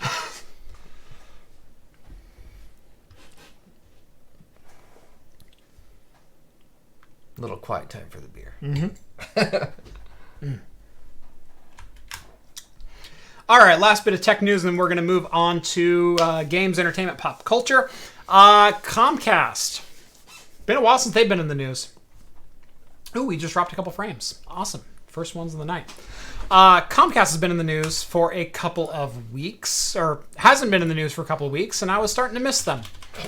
But Comcast has turned their attention off of, if there's an amp in the article, delete the AMP / right there, and you'll get the full version. Okay. I was like, oh, I have the mobile one. I follow so many news stories on my phone, and so a lot of my news feed will come in from my phone throughout the week, and I'll just add it to Google Drive from my phone real quick. Unfortunately, anything that's Tom's Hardware also includes both a mobile component to it, as well as a tracker cookie and a couple other things so you know who clicked. And I always forget to convert it back after I've added it to the notes. And sometimes my browsers on the desktop hate that link. Oh, it does. I know. But I figured it out. It's the AMP. Okay. So if you delete that, you go straight to the desktop article. Cool. I'll look for it now on the notes too. Like, oh. Yeah, if there's AMP in there, just delete AMP. Anyway, so Comcast has turned their sites over to, or their lobbying sites rather, over to Google's DNS encryption plans, stating, well, that would give Google a monopoly over DNS, and we wouldn't be able to see where our customers went anymore and target them with ads. Yeah, we couldn't data mine them. Which, number one, bull. Because first and foremost, you're the one who sets DHCP, which is broadcast to our routers, which we then go to. So unless a customer went in and changed their DNS settings, either on their computer or on their local broadcast router, they'd be going to you for their DNS needs. And even if Chrome implemented DNS encryption, DNS Inc., inside of Chrome, you may still be privy to that information unless they specifically changed it. So, well, don't you still have to even change it inside of Chrome too? Chrome, you can toggle it on or off once they go live. And I'm not sure if Chrome would bypass your local DNS in favor of Chrome's encrypted DNS if it was available. That would certainly be a cool feature. But I, for one, can't wait until encrypted DNS becomes a thing because you know all those targeted ads you get on Facebook and you... Everywhere. You know that thing where you sit there and you swear you mentioned one word and then all of a sudden it pops up on your social media feed? That. It's actually confirmation bias. That doesn't exist, although I understand why people think it does. That's what I'm saying, though. Right. It's so much to your search and your history. Right. They're able to build a profile on you so much so that they know what you're going to search for. Yeah. And so I've seen ads on Facebook for Amazon posts that I haven't searched for yet, but I was thinking of that thing yesterday and talking to someone about it. And the profile was accurate enough where all of a sudden they're going, hey, do you need a new lens? It's like, by a happen chance I do. Always, but, whatever. I know. What's funny is that... And God forbid you buy one toilet accessory on Amazon, and for the next 6 months you're going to get nothing but drain rebuild kits. I love it. I sit there and I buy like a filter for my vacuum. Like, no, this filter lasts 9 months. I don't need a whole 6 month or 6 year supply of it. Nor do I need filters for every other vacuum cleaner ever made. I need filters for my vacuum cleaner. That's why I bought it. And that one lasts me 9 months. Right. I'm fine. Thank you very much. And I don't need to see what, hey, someone else buys this type of stuff when you buy the filter. Robin Williams in Bicentennial Man.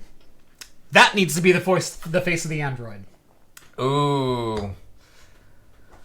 I don't know. That totally does. I don't know. Yes, it does. I don't know. That almost seems... That was such a good movie. Really? I loved that movie. I didn't like that movie. I liked that movie. I really enjoyed that movie. I really loved Robin Williams. I didn't like that one. That was Data's entire story. Becoming more human. Yeah. The endeavor to become human. Data did it better. Data cusses. Robin Williams did stand-up.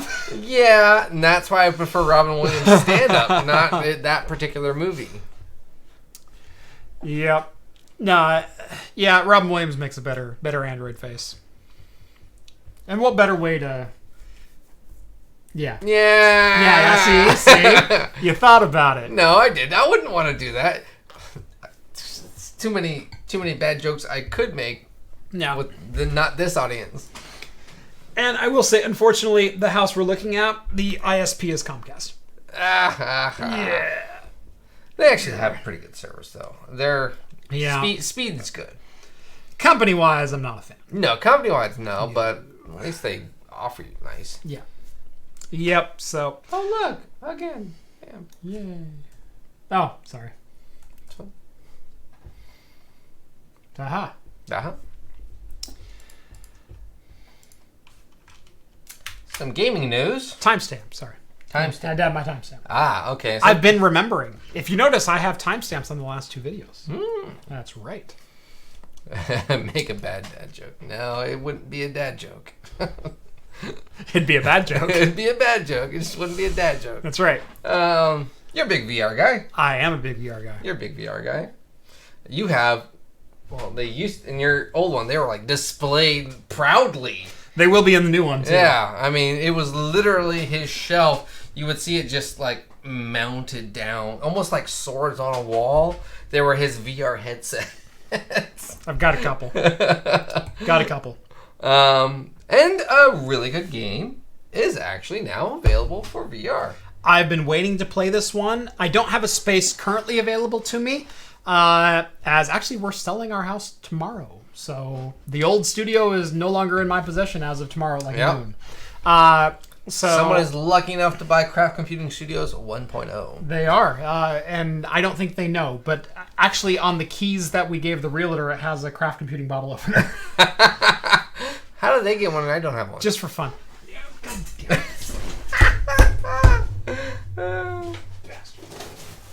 Hey, people have been asking on Discord, and if you haven't joined Discord, this is a stupid promotion, but it actually is really cool because we have so many other different channels on there to talk about. We have cars, we have tech, we have builds, trading, beverages and food, pop culture, music, meme wars. Hey, I got one.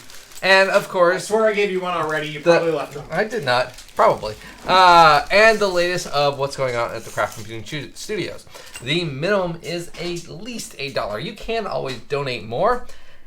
It's always obliged and always awesome. But it is a guarantee that 100% of the proceeds go back into this channel, not just Jeff's pocket to buy his awesome cars and Ferraris and whatnot that he drives around.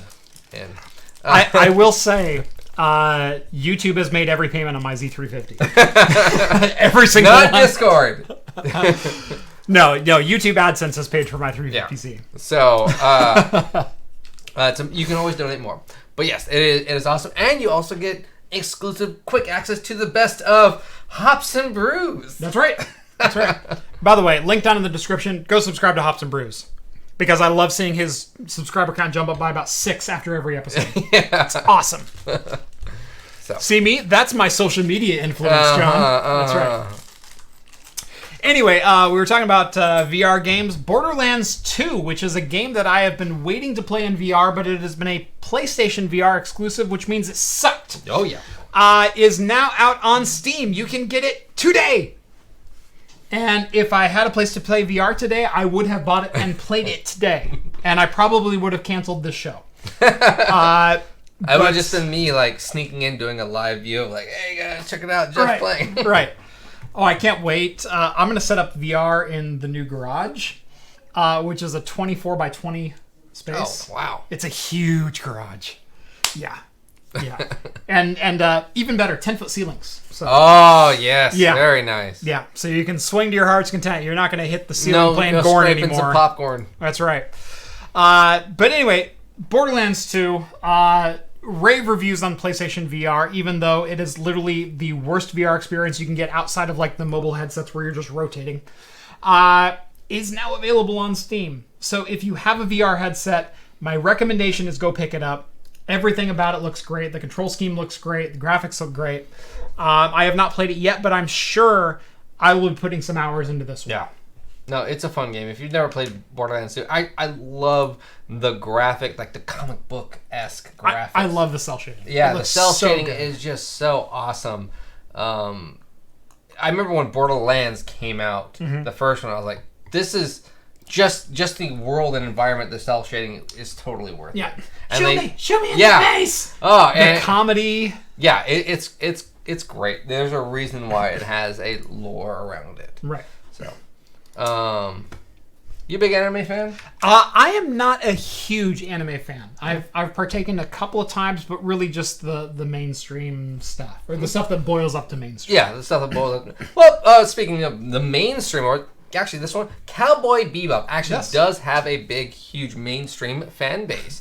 And Netflix was announcing that they were doing a live TV show of Cowboy Bebop, adaptation of it. Mm-hmm. And if you guys have ever seen Harold and Kumar, the White Castle, stoner videos, you'll know who John Cho is. John Cho. That's right. So he has signed up to be one of the main characters in Cowboy Bebop on Netflix. He is the main character. The main character, excuse me. He unfortunately caused production to cease because of a serious injury, freak accident that occurred on set of Cowboy Bebop. I guess they were doing some sort of stunt that they practiced a lot. All safety measures were in place, and the very last take of it, he blew his knee out. Yep. Lower leg injury. I'm assuming it's probably an ACL tear from what they explained. That he required surgery. He had been flown back to Los Angeles, and he's going to undergo 9 months of rehabilitation. Yeah. So to me, that sounds ACL. very much like an ACL or one of the ligaments thereabouts. And just a freak accident on set. But if you were looking forward to the Cowboy Bebop release on Netflix, the production has been delayed 9 months until he can make a recovery. Oh, yeah. So basically, it's going to be another year. Right. And if you guys don't know, there's usually a lot of kung fu. The main character actually kind of incorporates some, actually, Bruce Lee, I forget what his actual fighting style was called, but they actually make a point to state that in the anime that's his fighting style. So I'm betting it probably was a martial arts-esque move or something. Yep. That probably stopped them. And that's probably why they have to halt production. Right. But this TV show actually made me want to get a Welsh Corgi. Really? Yes. This anime made me like, I want a Welsh Corgi now, and I want to name it Ein. And my wife said that was totally fine. Nice. So we just have to have a big enough yard to do one. That's right. To have one. So there you go. So Blizzard has been in the news for some. We'll say controversy. Yeah. We'll say controversy. Hey, I got my phone here. Right. Yeah. This is a great game.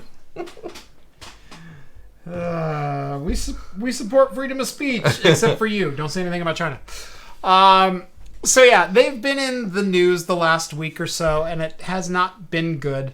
But they did leak some stuff that is supposedly coming out to BlizzCon. I'm sure some people are going to boycott this Blizzard. That is totally up to you.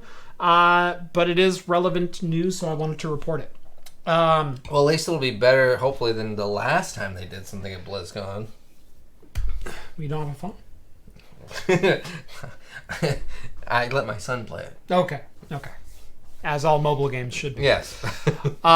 So, a couple of major leaks have happened in the last week. Number one, Diablo 2 Remastered is in the works. Diablo 2, one of my favorite games of all time. That was an excellent 1 and 2 I both highly enjoyed. Yes. In fact, Diablo 1 recently made an appearance on Good Old Games. You can get it and you can play it, and you can play it on modern PCs, and it's amazing. I actually went back and played it for a couple hours a couple weeks ago. I remember being very young with my friends and being like, we stole a disc, I think, from my brother Steve, and like installed it on our friend's PC, and his mom was very, like, walked in on us and was like, what? There's demons and devil worshipping? I was like, if you ever seen Diablo 1... devil? Yeah, if you ever seen Diablo 1, it's not...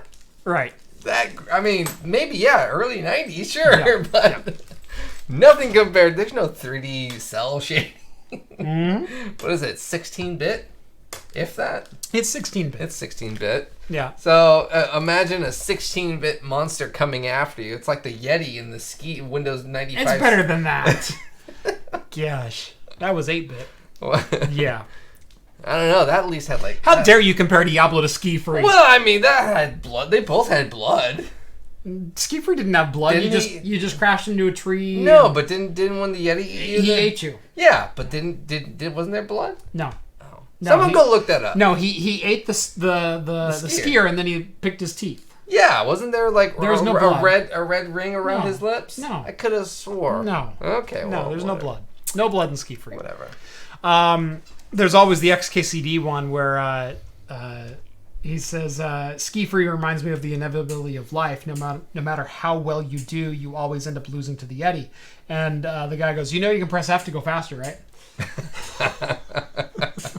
And the next couple panels are the skier like jetting away from the Yeti and the player just like sitting there staring at the screen, contemplating their life's existence. Great comic.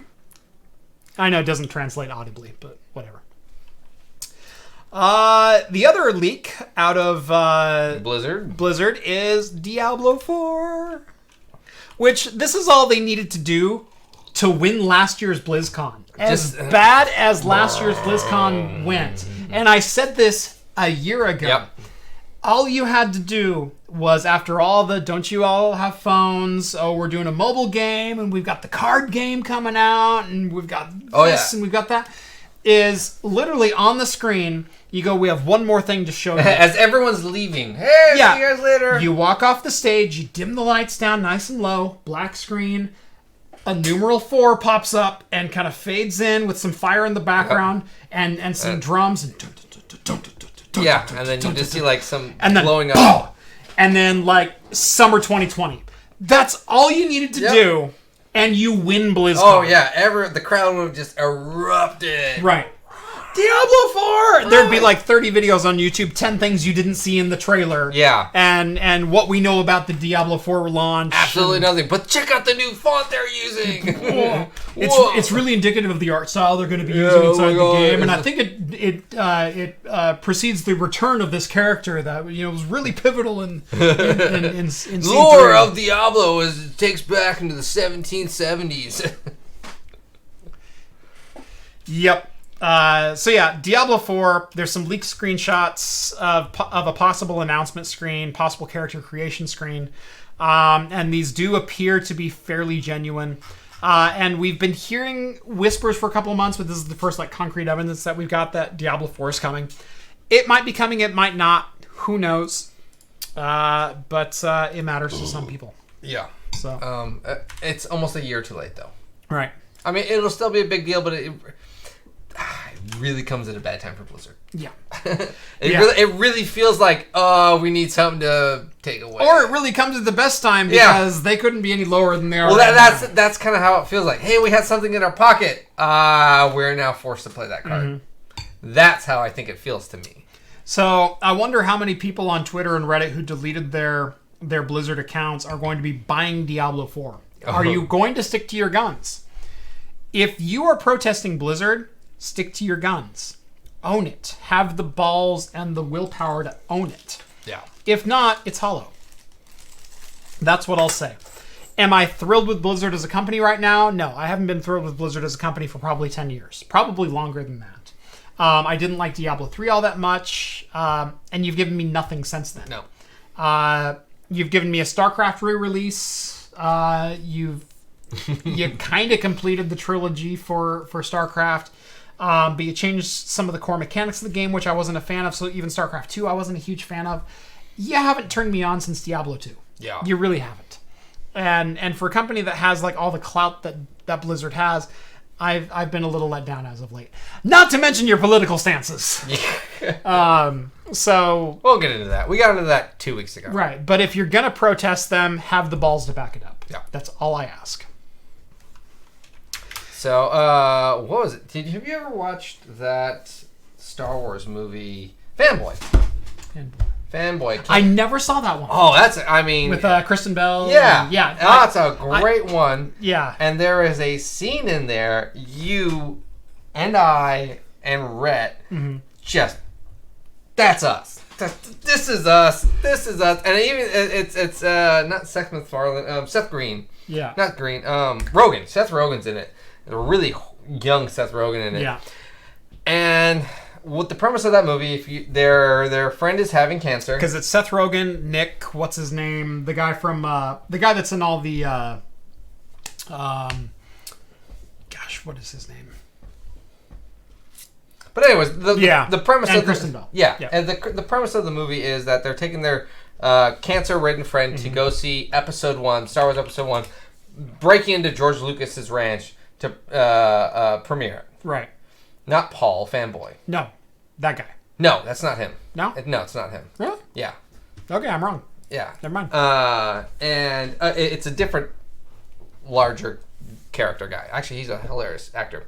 But anyways, there's a scene where they end up in their Millennium Falcon bus, the birthplace of Captain Kirk. And there's these huge Trekkies there, you know, basically going off of like, oh, we're here to worship the birthday of Captain Kirk and giving tours because there's a big statue. In Iowa. Yeah, exactly. Well, you know, that might be kind of going on pretty soon in Indiana. That's right. Indiana or Illinois?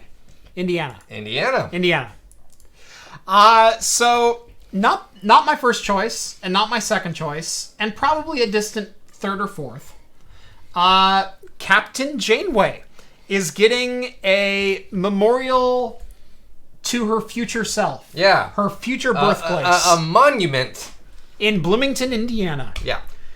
Now, Captain Janeway, obviously captain of the Starship Voyager, will be born in this place, Bloomington, Indiana, on May 20th of 2336, in honor of Janeway's leadership and the accomplishments of others inspired by her character.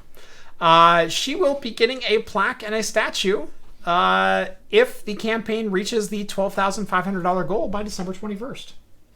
Oh, that'll easily hit that. If it was for another captain, I'd say it easily would hit it as far as one of the big four. And by big four, I mean Kirk, Picard, Cisco, and Janeway. Yeah. Janeway's one of the big four. Yeah, you gotta go to the big, and she's the lowest of the big four. She's the lowest of the big four, though. I mean, I put... I gotta put Picard one. It goes Picard, Kirk, Cisco. No, Cisco easily too. No, Cisco easily. No, as far as pop culture and cultural reference, Cisco fought a war. Cisco too. Fought a war. Admiral Kirk did what? Rescue a couple whales? The whole human race, the planet. Yeah. Yeah. Cisco saved the Alpha Quadrant. He's the Messiah to the Bajoran people. Oh, whatever. So dumb. No one cares about the Bajorans. Anyway, she is one of the big four, but she, in my opinion, this is not a sexist thing, is the lowest tier of the big four. Her character didn't evolve. Her character never struck me as deep, complex. She's somewhat of a scientist. She is somewhat of a scientist.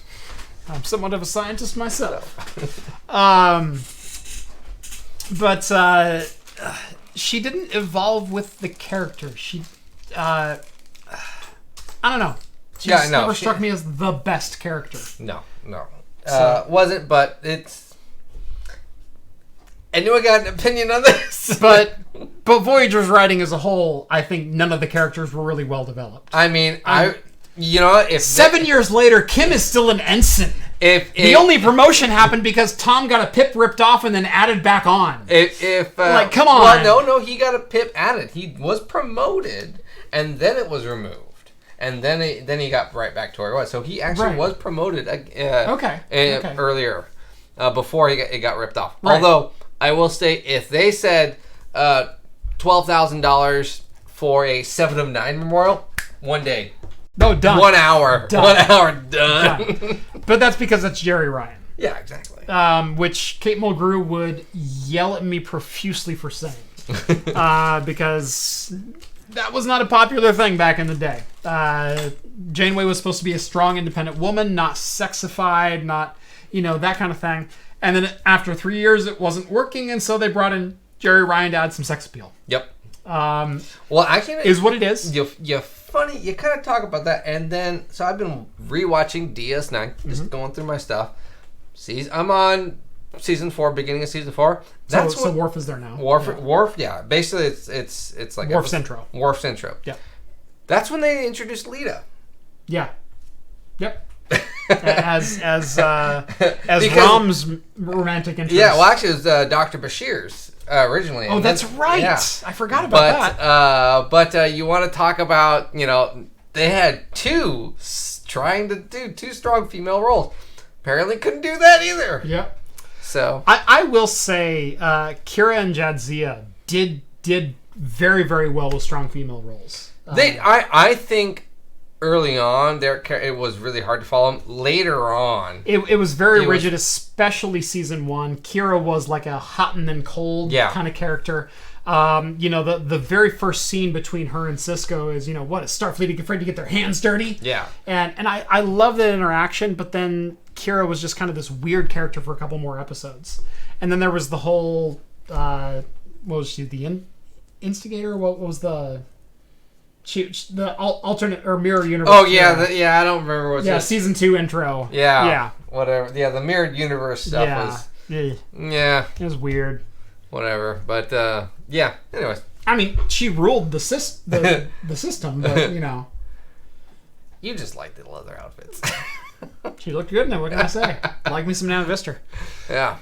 So what do we got left? We got 20 minutes. That's it. We got 20 minutes. So questions. We can do questions now. So if you had questions throughout the show of any of the articles, let's fire away. If you have any questions about anything else, Star Trek, alcoholic, booze, beverage-related, food-related, pop culture references. Anything you want to know? Anything you want to know. If I can talk about it, I will. The floor is yours. Yes. And we are opening the New Holland Brewing Dragon's Milk 11%. Yes. Someone did ask if this was the s'more one or if we've ever had the s'more one. I have not had the s'more one. I've had a couple of the variants. I've had their cinnamon one, and I've had, I think, one other. Yeah. The Mexican chocolate one is one of my personal favorites. I haven't had, though, they apparently have a white stout version. Yeah. But it's not 11%. It's a 6%. Yeah. And it's not in distribution here. No, it is not. So... any plans for a follow-up for cheap 10 gig gear? Actually, I had a little bit of a thought of it. I might do a follow-up, but I'm not sure if I'm going to be able to afford it right out. I'm looking, and I say afford it in the realms of cheap. I was looking at doing a cheap 40 gig home network. You heard me right. Now, it would only be a point-to-point. There would be one workstation and one server that would have a 40 gig connection, and the rest would all be 10. Okay. But I was like, that's a lot, Jeff. I know, it's 40 gig, though. But if you think 40 gig is way overkill, that's what a PCIe 4.0 NVMe drive draws, is about 40 gigabit. It's 5,000 megabytes per second. So what would you be using on that PC or that server? Well, to draw the 40 gig. I don't know, but I wanted to try it. You're just like, all right, I'm going to dump my whole entire media data. How fast can I transfer from one to another? That's pretty much what it would be. Because honestly, 10 gig fits pretty much anyone's use cases right now. Even if you're doing iSCSI, even if you're doing fully parallel stuff. 10 gig is pretty much where it's at. My workstations in my new office are probably all going to have 10 gig links direct back to the Switch. But we're going to do some fun stuff. So, introducing YouTube QSFP Plus. That's right. Hope the SSDs can keep up with 40 gig. Actually, the new NVMe PCIe 4.0s are exactly 40 gigabit. They're 5,000 megabytes per second reads and about 47 or 4,500 megabyte per second writes, which is right in that window that you want to be in. iPerf testing, absolutely would. Do you guys like Taco Bell? If so, what do you order? It's so stupid. I actually thought about this, I think either today or yesterday. I ate Taco Bell yesterday. I had Taco Bell yesterday myself. You know what, though? I find the best Taco Bell, and this is so stupid, my go-to order is 2 bean burritos. Okay. But I add extra red sauce. Oh, that's not a bad one. And actually, I don't like their onions, so I take their onions out. Yeah. It's not that I hate onions. It seems that they put the raw onions in. I like, if it's a burrito or Mexican, I like it grilled. Mm-hmm. They have theirs finely diced raw, and they always clump it at the bottom. Yeah. It's not evenly spread out. They build a burrito horizontally instead of vertically. Yeah, right. and that's why I always find, and if I take one item out, everything is made fresh. Yes. So, but 2 bean burritos, no onion, extra red sauce, that's my go-to order. Lately I've been doing their Chalupa Big Box, which is a chalupa, a hard shell taco, and an order of cinnamon twists. And that's been pretty darn good. That's $6. Yeah. No. $6.20 if you get the large drink add-on. There a lot of times I will probably try their new $5 boxes. Yeah, whatever their box is. Whatever the box is. A lot of times I'll try that. Right. And be like, oh, that's it. Like I tried the new what was it, the cheesy grilled? I tried the cheesy chalupa. I wasn't a fan of that one. No, me neither. It was kind of like this powdery cheese that was on it. Mine it was weird. stale. Yeah, it was weird. It was weird. But their $6 chalupa box I have been a fan of as of late. I usually get my stuff no sour cream. I always get no sour cream. Right, because I will get no sour cream, and it's usually fantastic. My normal like a la carte items are actually the beef burritos, which are fairly good. And honestly, I'm a sucker for a good soft taco. Really, I'm a sucker for their crunchy taco. Yeah, I'll usually a lot of times I think they're overpriced, but I'm like, yeah, you know what? I want a crunchy taco. I'll go for it. Do you have a referral link for buying hardware? If you check any of my YouTube videos that are not the live shows, I have a link directly to an Amazon store. Also, if you click on one of those affiliate links, I will get credit for everything that's in your cart when you check out. Yeah. So you don't even have to buy the item that you click through the referral link, but click on my referral link. Just to enter the website. Right, exactly. Amazon doesn't like me talking about that, but this is in the middle of a live show, so I'll tell you exactly how it works. If you click an affiliate link, you have 2 weeks to buy something on Amazon, and I will get credit for it, unless you click on someone else's affiliate link first, in which case they will get credit for it. Yeah. But all of my videos have a link directly to my Amazon store, which is hardware that I recommend. I don't keep it necessarily 100% up to date, but I try to go through there about once a month or once every couple of months and add a couple more parts in that I do like. Yeah. So if you have any Amazon shopping, make sure to watch a craft computing video first, and then just click on it. That's exactly right. And especially with Thanksgiving coming up. Yes. Make sure to do that. Let's see. Nacho fries, dank. I'm actually not a fan of their nacho fries. You know, I'm not a fan of when they first... I'm a Tots fan. When they first came out, they gave me a fresh, box of them. The very first, and I was like, these are great. These are fantastic. Yeah. Every time I've ever got them in a $5 box or anything, they taste like they're a day old. Mm-hmm. And my guilty pleasure at Taco Bell actually is just their regular nachos. It's just the cheese sauce. I just want the cheese sauce to dip like a burrito or the 5-layer or a taco. That's a guilty pleasure. I'm the exact opposite. I hate the stereotypical nacho cheese sauce. Oh, I can't stand it. I do. No, I hate most stereotypical, but for some reason there's even the Taco Bell one. I include the Taco Bell is the only one I like. Yeah. Is the only one I like, and there's only one other cheese sauce, taco nacho sauce. That's the Costco.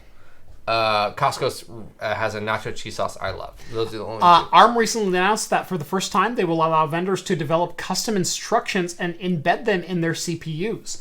I did see a footnote about that somewhere, but I didn't see a full article, and I hadn't read enough about it to talk about it this week. But that is certainly a very intriguing thing, especially as a lot of people are looking towards FPGA kind of stuff for very specified embedded computing, retro emulation with FPGAs, and if you're looking at the RISC-V project for basically creating custom silicon royalty-free. Those are all very, very intriguing prospects. I'm sure they're doing this in a move to kind of compete with RISC-V. I thought we talked about this. We have talked about RISC-V. Yeah. We haven't talked about the ARM doing custom instruction sets. I'm sure this is a move directly related to that. But competition is good for the gander. It always breeds more things. So, yeah, very, very interesting. At the end of the week show, can you make some casual cocktails while answering questions? I would if we didn't already have this beer opened, but John has to drive home. Yes. So usually the co-host will sit here for about another hour sobering up. Yes. To make sure we're all good. Yeah. No, except Steve, because Steve walks home. Yeah, he's in walking distance of the house right now. Yeah, so... Yeah. Any estimate when Big Navi will be released? I think that's anyone's guess. I mentioned my frustration with AMD recently in that we think that Vega was very, very scalable, but all we ever got was a Vega 8 and 11, We got a Vega 20 embedded into certain mobile GPUs, and then we got a Vega 56 and 64 on the graphics side. So we only got ever 2 graphics cards. From how expandable they said it was, versus the power draw, I think was the big thing, because the Vega 64 still requires like 400 watts from the wall. It's a lot of power. I don't blame them for not expanding that. And I don't think they could have cooled it adequately enough. As far as big Navi, who knows? I don't know. I want to see them compete at NVIDIA's absolute top end, but I'm really happy with what I've seen from the 5700, 5700 XT, and what I'm hearing out of the 5500 camp. No. So I don't know that we necessarily need to compete at the absolute top end, so long as AMD is competing in the majority of the marketplace. Because remember, the $800 graphics card market, that's the 1%. Yeah, no, you're like what, you get 3 that. to 5. You compete with that once you're competing everywhere else. Yeah. And so I do like it, AMD's current strategy of let's make sure we've got the $200 to $500 segment. No, locked up. that is the brilliant part right there. Right. Yeah. Unfortunately, they've only been competing in one segment at a time throughout the years. Well, it sounds like recently they'll be broadening out. Right, and so with the 5500 release, they will be broadening out. Prices as low as, though they said under 200, which I'm hoping doesn't mean 199. No, yeah, you were estimating like 187, something like that. Yeah, no, you were saying, I said 187, you said like 160. 160, I think, would dominate that segment. If they come in at 179, they're going to be competing with the 1660 and 1650, and they're going to be like splitting the difference again, and I didn't like that. Yeah, I said 189. So it's a weird place that AMD is in right now. Curious why I can't find mini ITX with dual NVMe 2 that doesn't reduce the X16 slot to X8. Number one, don't worry about reducing your X16 slot to X8, because the only graphics card that will exceed X8 is the 2080 Ti. Everything else will run at full bus speed because the bandwidth exceeds the card's delivery. So there's that. Number two, you can totally go X299 and get ASRock's mini ITX X299 board, which is freaking amazing. I have one of those. And it has 3 NVMe slots and a full X16 slot. So, X299 is your answer. Assuming CES in January? Always. Possibly with Steve. Yes. In fact, plans are kind of proceeding with that, and it sounds like Steve will be going with me to CES this year. Yes, so, not me. Yes, not John, unfortunately. Next year? Maybe. Let's make it happen. Sorry, I didn't explode it. It wasn't official. I couldn't leave it like that. Now it's official. I couldn't leave it like that. Would you be surprised if AMD made a 5900 XT if they're pulling off the 5500? I wouldn't be surprised. Well, I might be surprised because AMD hasn't made an $800 graphics card in how long? I mean, they made the Radeon 7, but that was kind of a proof of concept. Look, we have 7 nanometer, we're first to market, but it was with the Vega that was just shrunk die. So maybe, I don't know. Yep. Who knows? So close to the 3950X release, which is AMD 16 core. Finally, personally can't wait to upgrade for my temporary 3700X. What the hell are you doing that a 3700X isn't good enough? Ask yourself that honestly. Honestly, look deep into your heart and ask, what are you doing that a 3700X isn't good enough? That it has to be the temporary CPU. Moving on to the rest of your question. Mainly for a workstation 3D rendering build. Okay, there you go. And some mild gaming on the side. 64 gigs of 3600 C16 memory. I think that's a solid build. Of the 3D rendering, you're going to be 3D graphics card limited no matter what you're doing. I mean, unless you're doing CPU-based ray tracing or something like that. GPU rendering is going to be far faster than anything your CPU could ever deliver, depending on your CAD workload. I'm not sure what program you're using, if you're using Avaya or Maya or Blender or whatever else. Obviously, with Blender, it's going to be more CPU derivative. With the other two, it's going to be GPU derivative. So, a couple of you actually already asked this. The NordVPN information that we talked about will be right about the 24 minute mark. Yep. Go to that if you're really looking for what we were talking about then. NordVPN got hacked, yes, and relax. And It's fine. I talk about everything in detail. Go watch about the 25 minute mark, somewhere right in there. Timestamps will be available very soon. Let's see. GeForce 5700 XT, Iris RTX Super TI. Yeah, okay. Mainly Houdini FX simulations. I'm actually not familiar with that particular workload, but I'm going to assume it's CPU limited. So upgrading from a 3700X to a 3950X, definitely going to get more performance if it's multi-threaded enabled. What I've seen with some programs is even though they're multi-threaded enabled, they start to lose efficiency at a certain point. You may want to look at Puget Systems to see if they have any recommended build guides for Houdini render loads. They usually white paper all of their stuff. So if you're building a Photoshop workstation or a Premiere or a Blender workstation, they'll tell you exactly the right bang for the buck hardware to go for and where your diminishing returns in hardware are. If they determine that a 12 core is your max, go with the 3900X. If they determine, this scales infinitely, 3950. So pay attention to them, see if they have any relevant information on Houdini FX, because I'm not familiar with it. VPN services is just kicking the can down the road. That's why I own my own pfSense. I will say kind of. As far as an overall privacy sense, yes, you are totally right. If I am in my home network and I am encrypting my traffic to Finland or to the UK or Brazil or wherever the hell I'm sending my traffic, I'm just kicking the can to trust the next guy in line. My traffic still has to go unencrypted to its final destination. You're totally right. I use NordVPN not necessarily out of my house, although there are a couple circumstances in which I do that. I use them when I'm at Starbucks and I want to connect to Wi-Fi to do work. Or I need to check my bank information from my cell phone. Well, yeah, I mean, how many times... I think we even talked about a couple of articles of someone hacked at a Starbucks or a restaurant of... Man-in-the-middle attacks at public Wi-Fi points are far more prevalent than you realize. Yeah. I can create a Raspberry Pi with 2 access points, one which connects to their access point, and another which broadcasts Starbucks Wi-Fi or AT&T free. Well, I mean, you got to even think about not even like a Starbucks, but a local bar, coffee shop, anything, a mom and pop one, and they hire just my neighbor. He's smart tech, and I heard his kid was really good. With tech. And he's like, you know what? I know a way I can make some money. They'll never find out, and he could be setting up a system to constantly monitor everything that goes through that. Exactly. So while at your home and owning your own pfSense, absolutely, you've probably got your security locked down.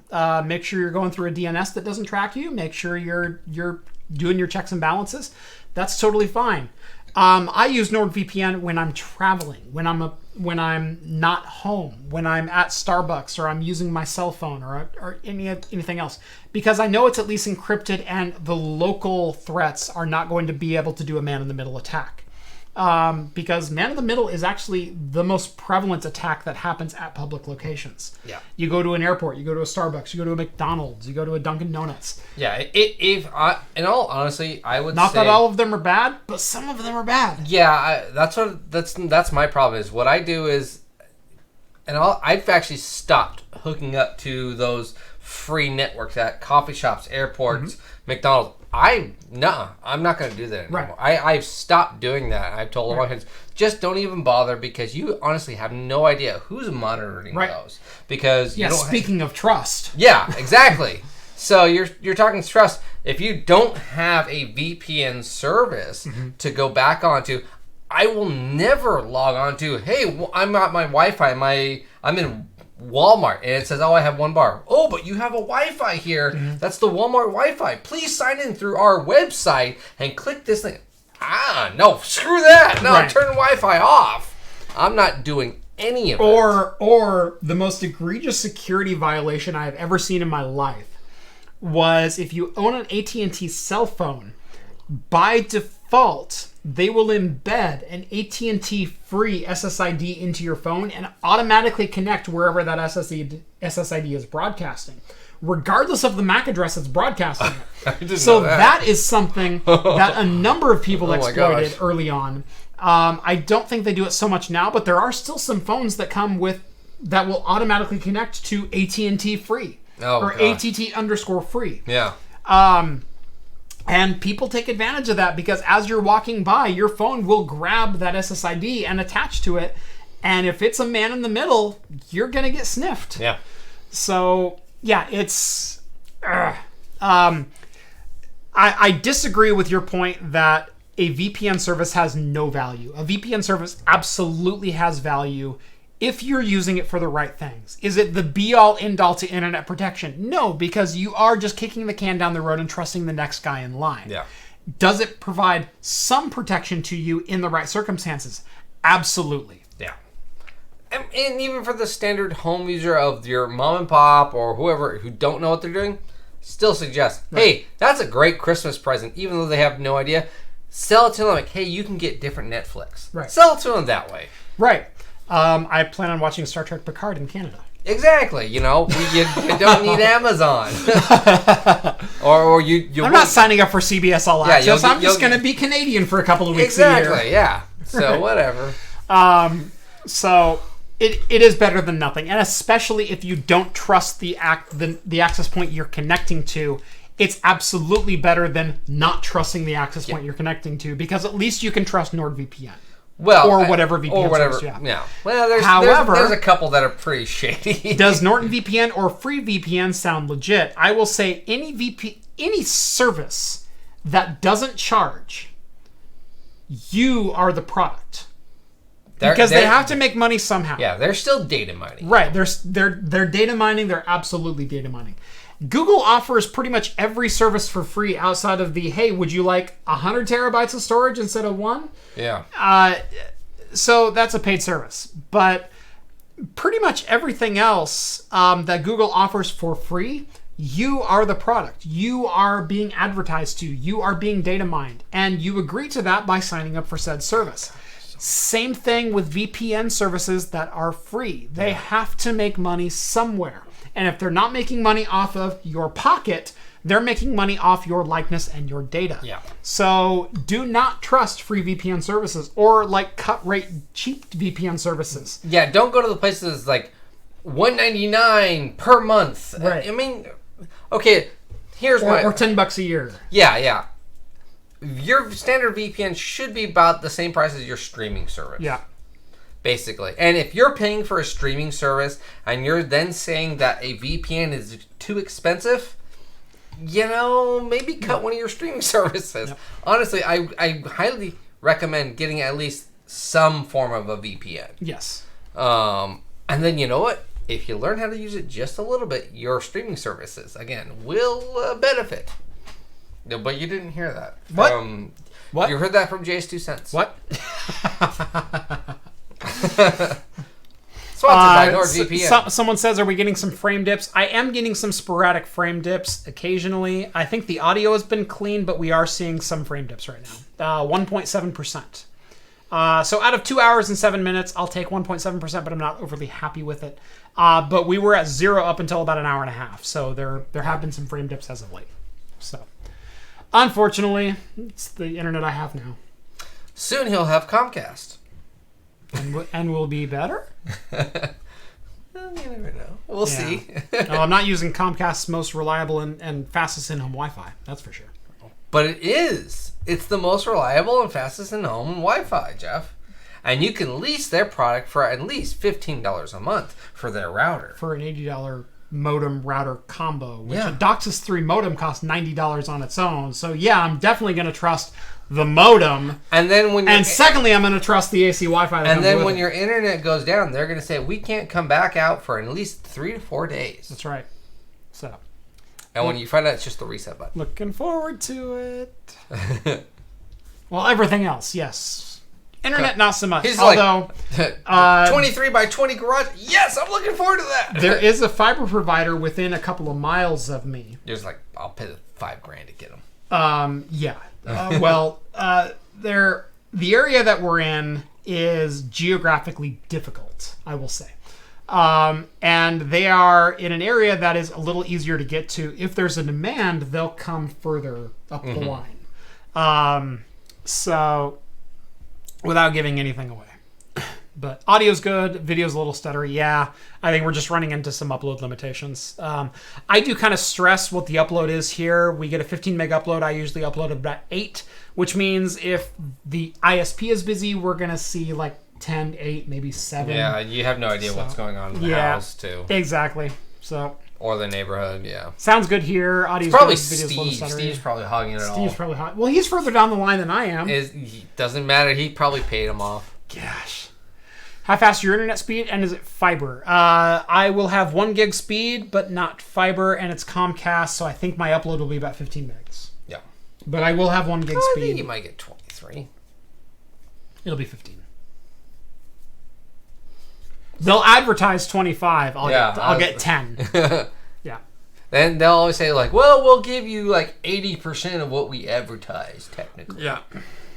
And I have thought about going with Comcast Business instead, because then I get a little bit better service.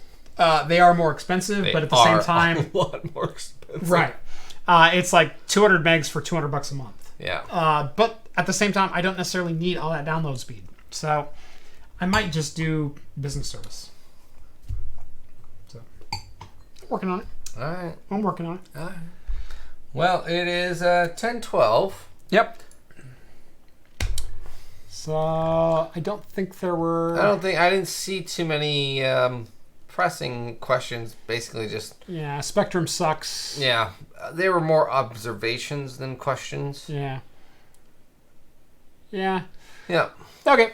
Yeah, I think we're all set.